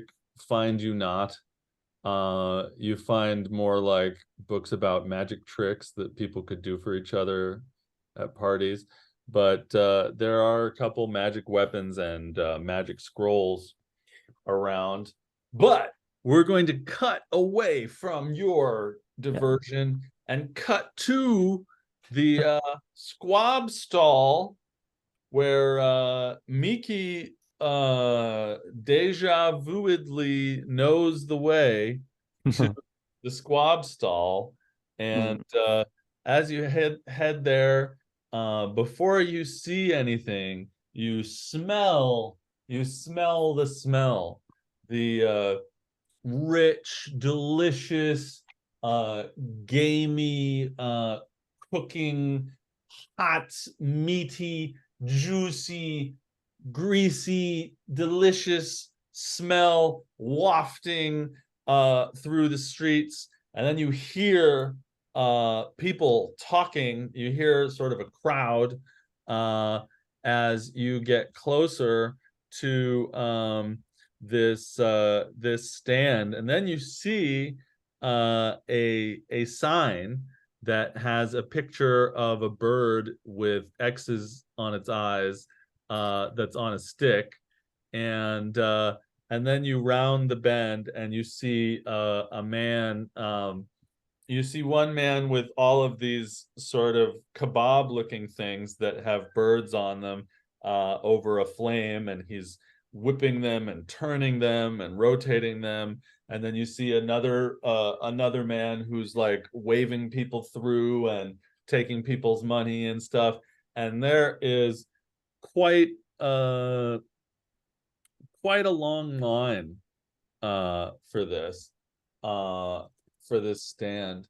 And what are you two up to? I'll quickly turn to Miki and say, I don't have any money. Miki kind of just pats your shoulder, and she messages you, being like, "Don't worry, I'll cover it." Thank you. I'll get in line. Yeah. We get in line for the squab. Yeah, so you get in line for the squab, and there's a lot of people around, and they're talking to each other. They seem excited to eat the squab, and this seems like a pretty popular place to get your fill here in the Chop. And you're standing in line behind a little girl who you hear saying to her mummy, "Mummy, how long until we eat the squab?" And as she says this, the smell wafts over you, and it's just so delicious. The smell just makes your mouth water. It's better than chicken. It's like chicken and venison and fried dough all in one smell. And you hear the guy at the front of the line, and he's like, right this way, come over here, very good, yes, yes, yes, 2 for you, and yes, 1 silver, 2 silver, very good, come, my friend, yes. And the line is moving, albeit slowly, and the little girl is saying, Mummy, can I have 3 of them? 3 squabs, Mummy. And what are you two up to in the line? Does the little girl look familiar, or the mother to Miki? A little bit. Yes. Miki kind of smiles a little bit, knowing that they're all right, and kind of keeps it to herself, but doesn't really try to hide it. No. Crash, it looks the most emotional you've ever seen her, which is insane because she just told you her backstory. She like is kind of breathing through her mouth, and she like when the kid says that, she mutters under her breath like, "I'd be lucky to get one. I'd be lucky to get any." Just that. And yeah, time continues to pass. The line is getting served quickly, and you're getting closer to these squabs. You can hear the crackling of the squab over the flame, and the skin looks tasty and fatty and yummy.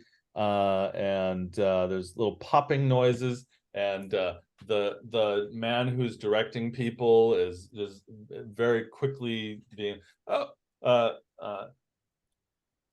my friend, yes, 1 silver, yes, please, right over here, yes, come, no, you stay there, not you, no, these 2 people, come, yes, okay, yes, 4 squab for you, yes, very good, thank you, come back soon, thank you.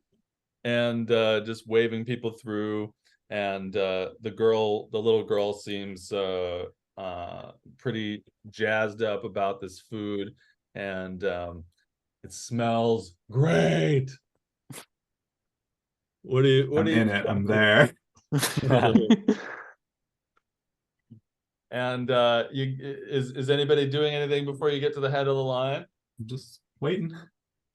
All right, so you get to the head of the line, and the guy who seems very busy is like, okay, what you need, what you want, how many squab for you, come, please. Miki's gonna order 5 squab for herself and then 5 other squab for Crash. 5 squab, yes, very good, 10 silver, come, yes. She drops 10 gold in his hand. Oh. Oh no, 10 silver. She's my illusions keep it. Okay, very good, come, yes. 10 squab for the 2 people here, yes, 10 squab, yes, right this way, says, come. Yeah, she says keep it, and if no one can pay for what they need, use that to cover it. Oh. And the guy looks up at you, because you're like, okay, yes, okay, my friend, come, 10 squab for you, yes, here we go. And he like hands you 5 squab in each hand, on 5 sticks in each hand, hands them up to you, and yes, next, how many for you, what do you want? And the line keeps moving, and if you choose to bite into the squab, standing in the dirty, dusty street, the noise of the crowd surrounding you, the skin of the squab crackles under your teeth like a delicious duck, like a Peking duck or something. And when your teeth reach the meat, it is greasy in all the best ways, moist and delicious and difficult to keep from running down your face and your neck. And the the flavor is strong and delicious and salty, as if they've been salted already with a little bit of spice. And please, Crash, describe what your eating experience looks and feels like. So I think Crash really did think she was gonna get one. So she's surprised. I think the first one, she eats them with a fervor and almost an element of violence, where it's like, oh, are you really enjoying them? You're eating them so quickly. Like, she eats everything very fast. Um, no meat is untouched. Everything is fully picked clean. And like there's almost this element of like weirdly over calculated, like she really tries to pick everything clean, like which is weird because she doesn't need the nutrients, like she's trying to make the most of it. And then she just kind of collapses. Just like, all right. And He's just like, "Are as you you're good?" eating like that, the little girl that was waiting in line, who's like chewing on one of the swabs, she's just watching you like, Mommy, look at that tabaxi. Oh my. I And, can't tell whether I'm not supposed to be offended. and Miki, what are you doing? Miki kind of just is eating just eating it kind of quickly as well, but not as fast as Crash. uh and she just, my allusions to the family, Squaw's good. And Can't complain. the mother is like, yes, it's a nice respite from the work we do. And she smiles at you. Good food. Can I secretly kind of brush up against her and place something in her pocket? The mother. Sure. Roll me stealth first. What is my stealth? I should be looking at this. No problem. Charlatan.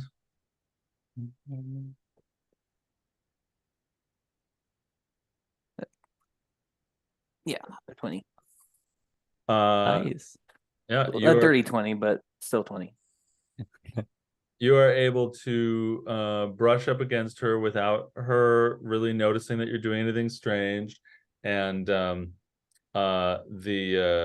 the daughter is already ripping into her second squab, and the mother says, Tamana, slow down.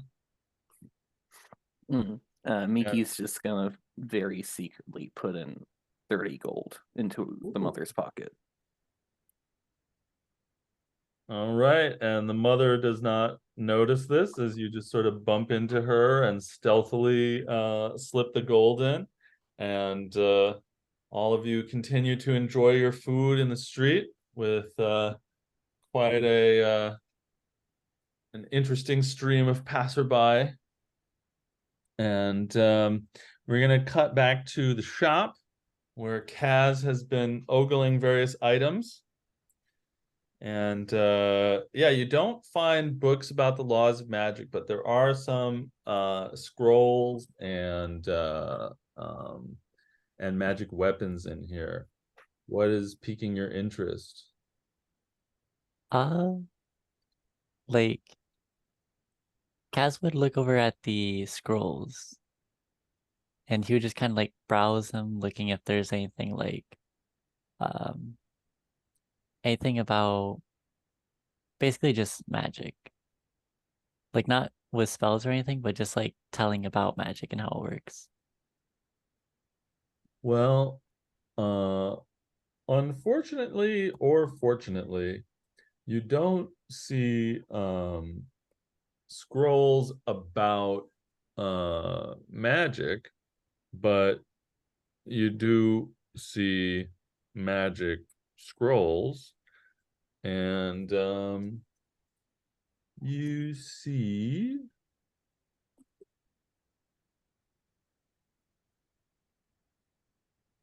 a scroll of augury, a scroll of blade ward, a scroll of goodberry, scroll of magic mouth, a scroll of mending, a scroll of Tasha's hideous laughter, and a scroll of thunderous smite. They are shoved into various shelves in between recipe books and pickaxes and other objects.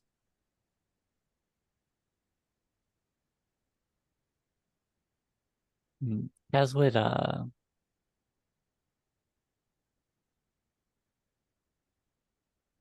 he would just pass by these, and you go up to the front counter.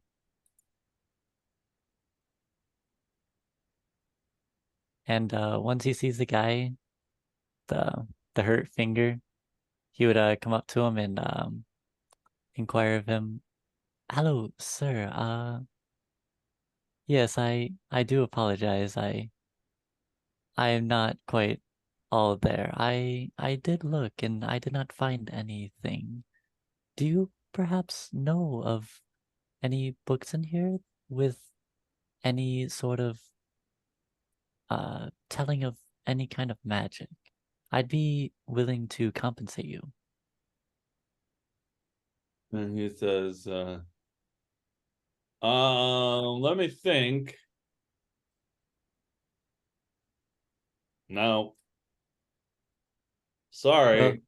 There's a lot of books in here. I don't know them all. You can look if you want, but there's a lot of books. Okay, thank you for your honesty, sir. I appreciate it. Is there anything I can do to kind of further look, or no? I mean, you can roll investigation to look at the titles and stuff. Right. Among the piles of disorganized objects. Okay, I'll do that.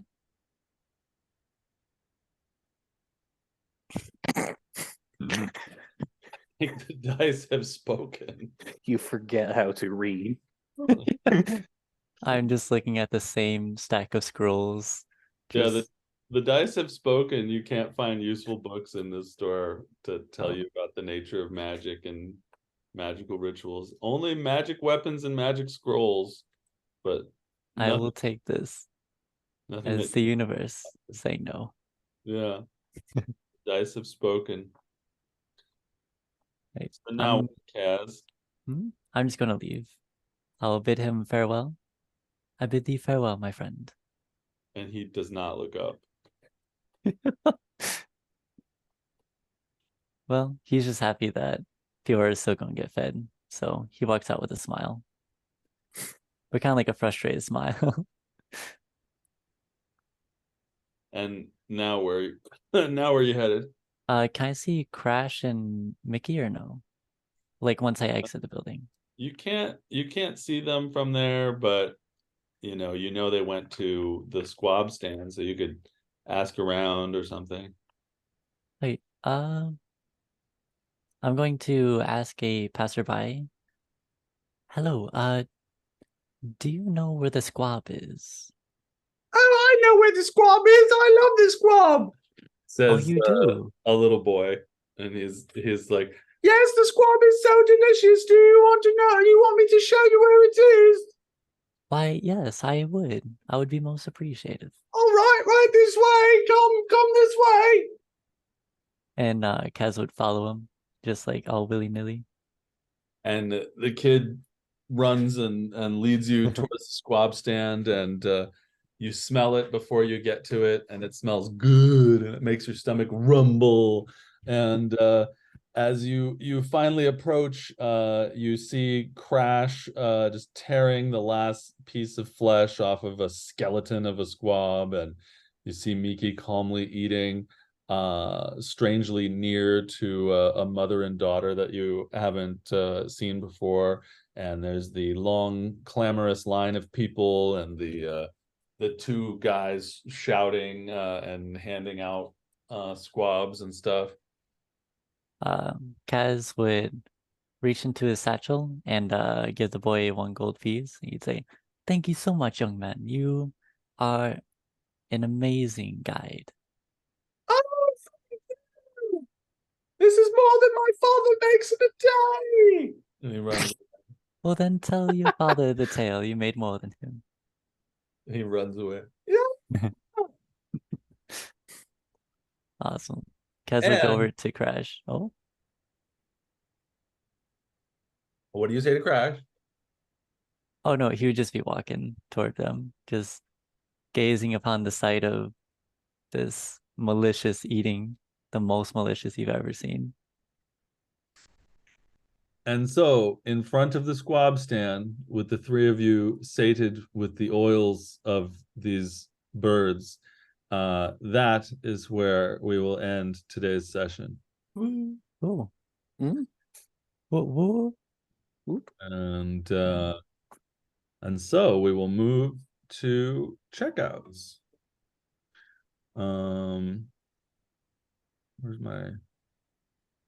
There we go. So raise your hand if you have inspiration right now. 1, 2. All right. So I guess we'll just do honorary inspiration. Something you enjoyed about I'm not gonna fix my typing. The session itself. Oh wow. No, I'll leave it wrong. Something you enjoyed about the session itself. Something you enjoyed that another player did. Something you might be looking forward to or imagining could happen. Random feedback. Yeah. All right. Yeah, I'm gonna let the typos live. So Zach, you're up first. Cool. Well, something I really enjoyed about the session itself is I really, really liked the whole thinking before you talk, like in the very beginning where um I immediately like aroused suspicion. Like that was actually really cool to kind of like get myself in a situation that could go really horribly wrong later, and then just trying to recover it, and then not knowing if I ended up recovering it. That was really, really fun for me. Uh, and I really like the amount of choice, like just like either waiting, going, doing whatever. Uh, and learning about each other's backstories, that was really fun. Something I enjoyed that someone else did. I honestly, it's really hard to choose because I really liked a lot about like Crash, for instance, like just Crash being Crash, like with the chicken and the conversations, like how she just like admitted in the beginning that she was like, "You couldn't have messed up more than me." Like I just love the brutal honesty and just like the kind of transparency of the character. That's really cool. And Mickey, I really liked the kind of like in-depthness. Like I'm not gonna lie, I did not expect for there to be an actual like legit kind of deep reason to the mute thing. I thought it was just kind of like born like that or some it I didn't think the choker had any meaning. That was really, really cool to learn about. There's more to that backstory. Just peel back those onions. Yeah, Purdue, I can already tell, and I'm excited, to be honest. It was really cool. And oh yeah, something about the session also. I liked just failing at the end, trying to find a book. That was enjoyable in a frustrating way. It was really good. It was like my best stat too. Investigation Arcana is my best stats. Something I'm looking forward to is going deeper into the chambers. I'm really, really interested in seeing what's down there. and what could happen if we're caught, if we're not caught, if everything goes smoothly or if everything just kind of like goes haywire. Looking forward to that. Random feedback? Not really. I just really enjoyed the session. There's it's interesting down there, that's for sure. All right, Eve, you're up. Oh my. Yeah, I love a good backstory dump from everyone. A little little unintentional on my part, honestly. I was like, I genuinely was just, oh, my character has a thing to say. Like it wasn't a moment where it's like, I'm gonna do a cool drop. I was just like, no, I feel like this is the best way to comfort her. But it made sense. It was fun getting to, yeah, I guess peel back those layers. Definitely interested in the specifics of Kaz's life and I guess whatever else is going on with Miki. Yeah. Very, very exciting. I did actually clock the choker as like an element of the mute thing, so I was glad to see the resolution of that. Let's see, another player to yeah, I think Miki had a lot of cool moments as like reaching out to their sort of, I guess, past life or their character's backstory in this other world. I thought the like giving gold to that family that we had no context for, and these little like sort of disparate references to your backstory were cool. I think good to incorporate that into this game. Something I'm looking forward to. I'm honestly, I was gonna do this. I think I'm looking forward to hearing from the Children's Rebellion. I feel like that's a plot beat that's been on the back burner for a little bit, so I'd be excited to see where they resolve themselves with this. Random feedback. Thank you for the squab.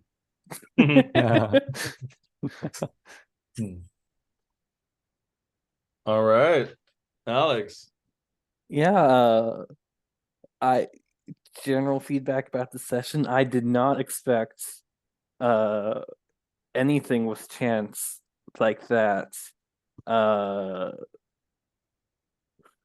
was a big old curveball, so that was yeah. So I very much liked the twist of like, oh yeah, he would have never met Miki in this reality. That was yeah. I very much enjoyed that, and I didn't even think about that. I thought Chance would honestly, I still thought he was gonna be in the prison downstairs and we were gonna run into him, and I was expecting an empty house.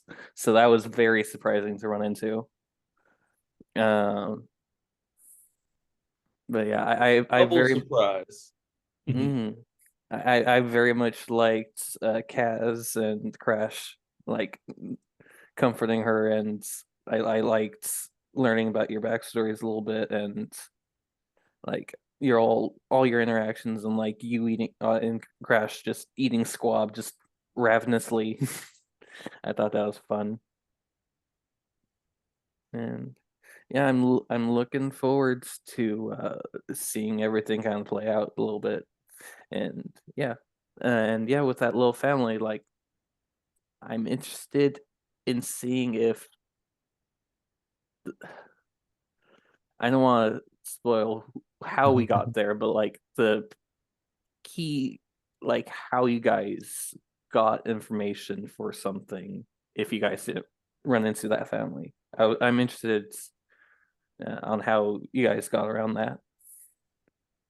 Yeah, totally different things happened in this timeline. Mm. Yeah, how did you can't really find out from these two either, because they learned about it. They joined the group after they yeah, but yeah, totally different things happened in this timeline. But none of these folks would know it. How did the original group how did the original group discover that the prince was at the Children's Rebellion camp?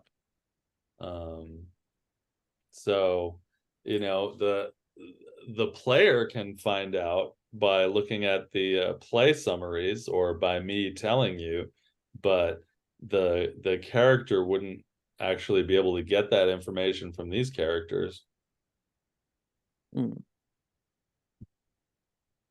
So you tell me if you want me to tell you. Sure, yeah, like, is it okay if like I tell them like what what the other group steps were? Sure, Yeah, so after but we keep in mind your characters Right. don't know this. yeah, so after the we traced down the prince's poison stuff, we followed the trail to the Colosseum where we fought a dire bear, almost died, and we found info on this guy Crenshin, and that was his family that we ran into. And Crenshin is in the Children's Rebellion, and he was the prince's friend. So that's how we got the information. And like part of like the thinking for the information was taking this poor family and seeing the squab for the first time. So I thought that was a very nice circle back. That's really cool. And Eve's experience of getting the information in her former campaign is a different experience as well. Yeah.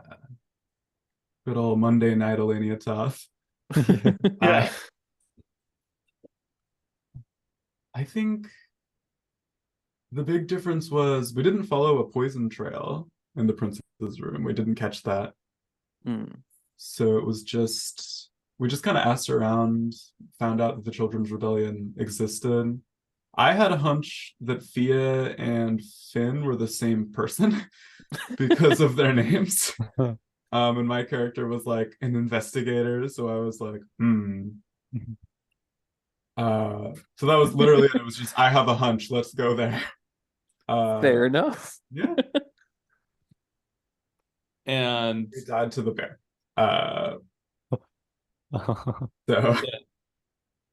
The dire bear yeah, I tried to kill it. I was like, in the Colosseum. the bear was in the woods. Oh, okay. okay. I forgot there's a Coliseum. Yeah. No, we went through the woods, and there was a like unbeatable, or like not unbeatable, but very strong bear that we had to run away from. That I like crit on 3 times. I did like 70 something% of its HP. So I was like, I got this. I'm a rogue. I can deal like 20 damage in a hit. I can 2 more good crits and it's done. And then I tried and I missed all my shots and it killed me and it killed my friend. And that was the end of the campaign. Oh, Yeah. the And prince that- died. It happened to coincide with the end of Monday, by a coincidence. And the guy that was playing TikTok was one of those people that died and then moved over to Friday. So that happened, and none of you all would know about it in another timeline because Eve's character wouldn't know what Crash's player knows. But in this timeline, they messed with they visited one of the assassins that attacked the queen in the prison, and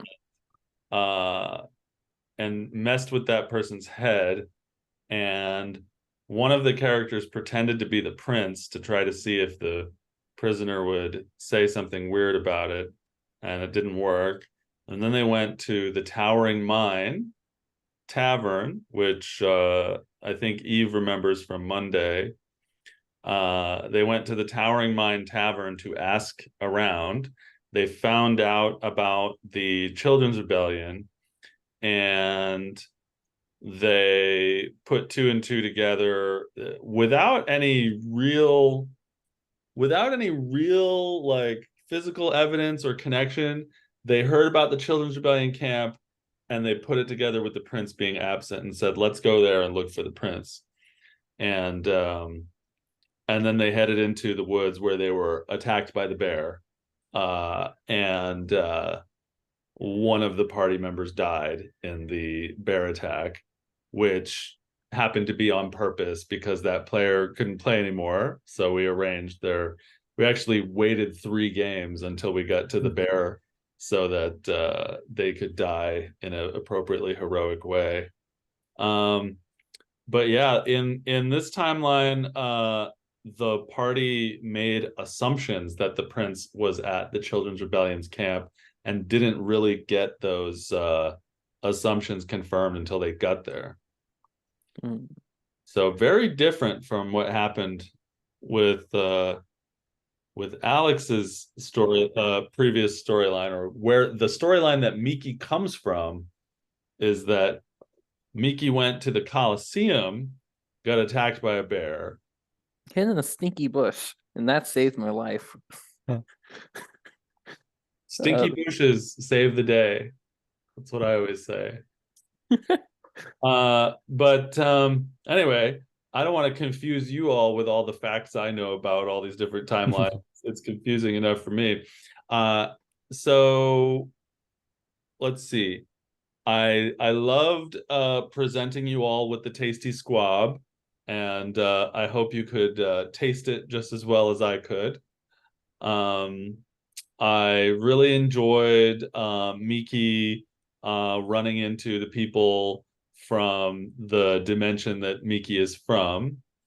And obviously, Alex, Miki doesn't know about those differences in what happened in the past. So she still thinks whatever. I don't know. Yeah, she assumes it's something along the same routes. But yeah. I enjoyed Kaz's endless goodwill and his buying 100 gold worth of rations for the guy who doesn't give a shit to give out the people that come in and score. And I think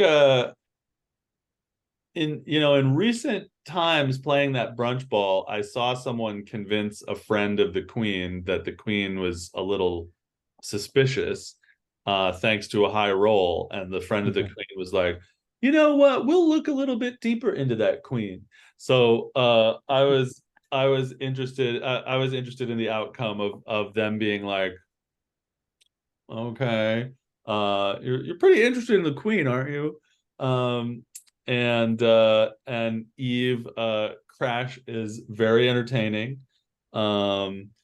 So I really enjoy the 3-dimensional pictures of all of your characters and seeing them interact. And yeah, it was really sad that Miki's old friend Chance didn't recognize her. And it was a great bonding moment. So we'll pick up next time at around 5 p.m. that day. With the grease and oils of squab running down thine chins, and we'll take it from there. Awesome. Thanks so much. That was super fun. Yeah. Thank y'all. Bye. Pleasure as always. Thank you.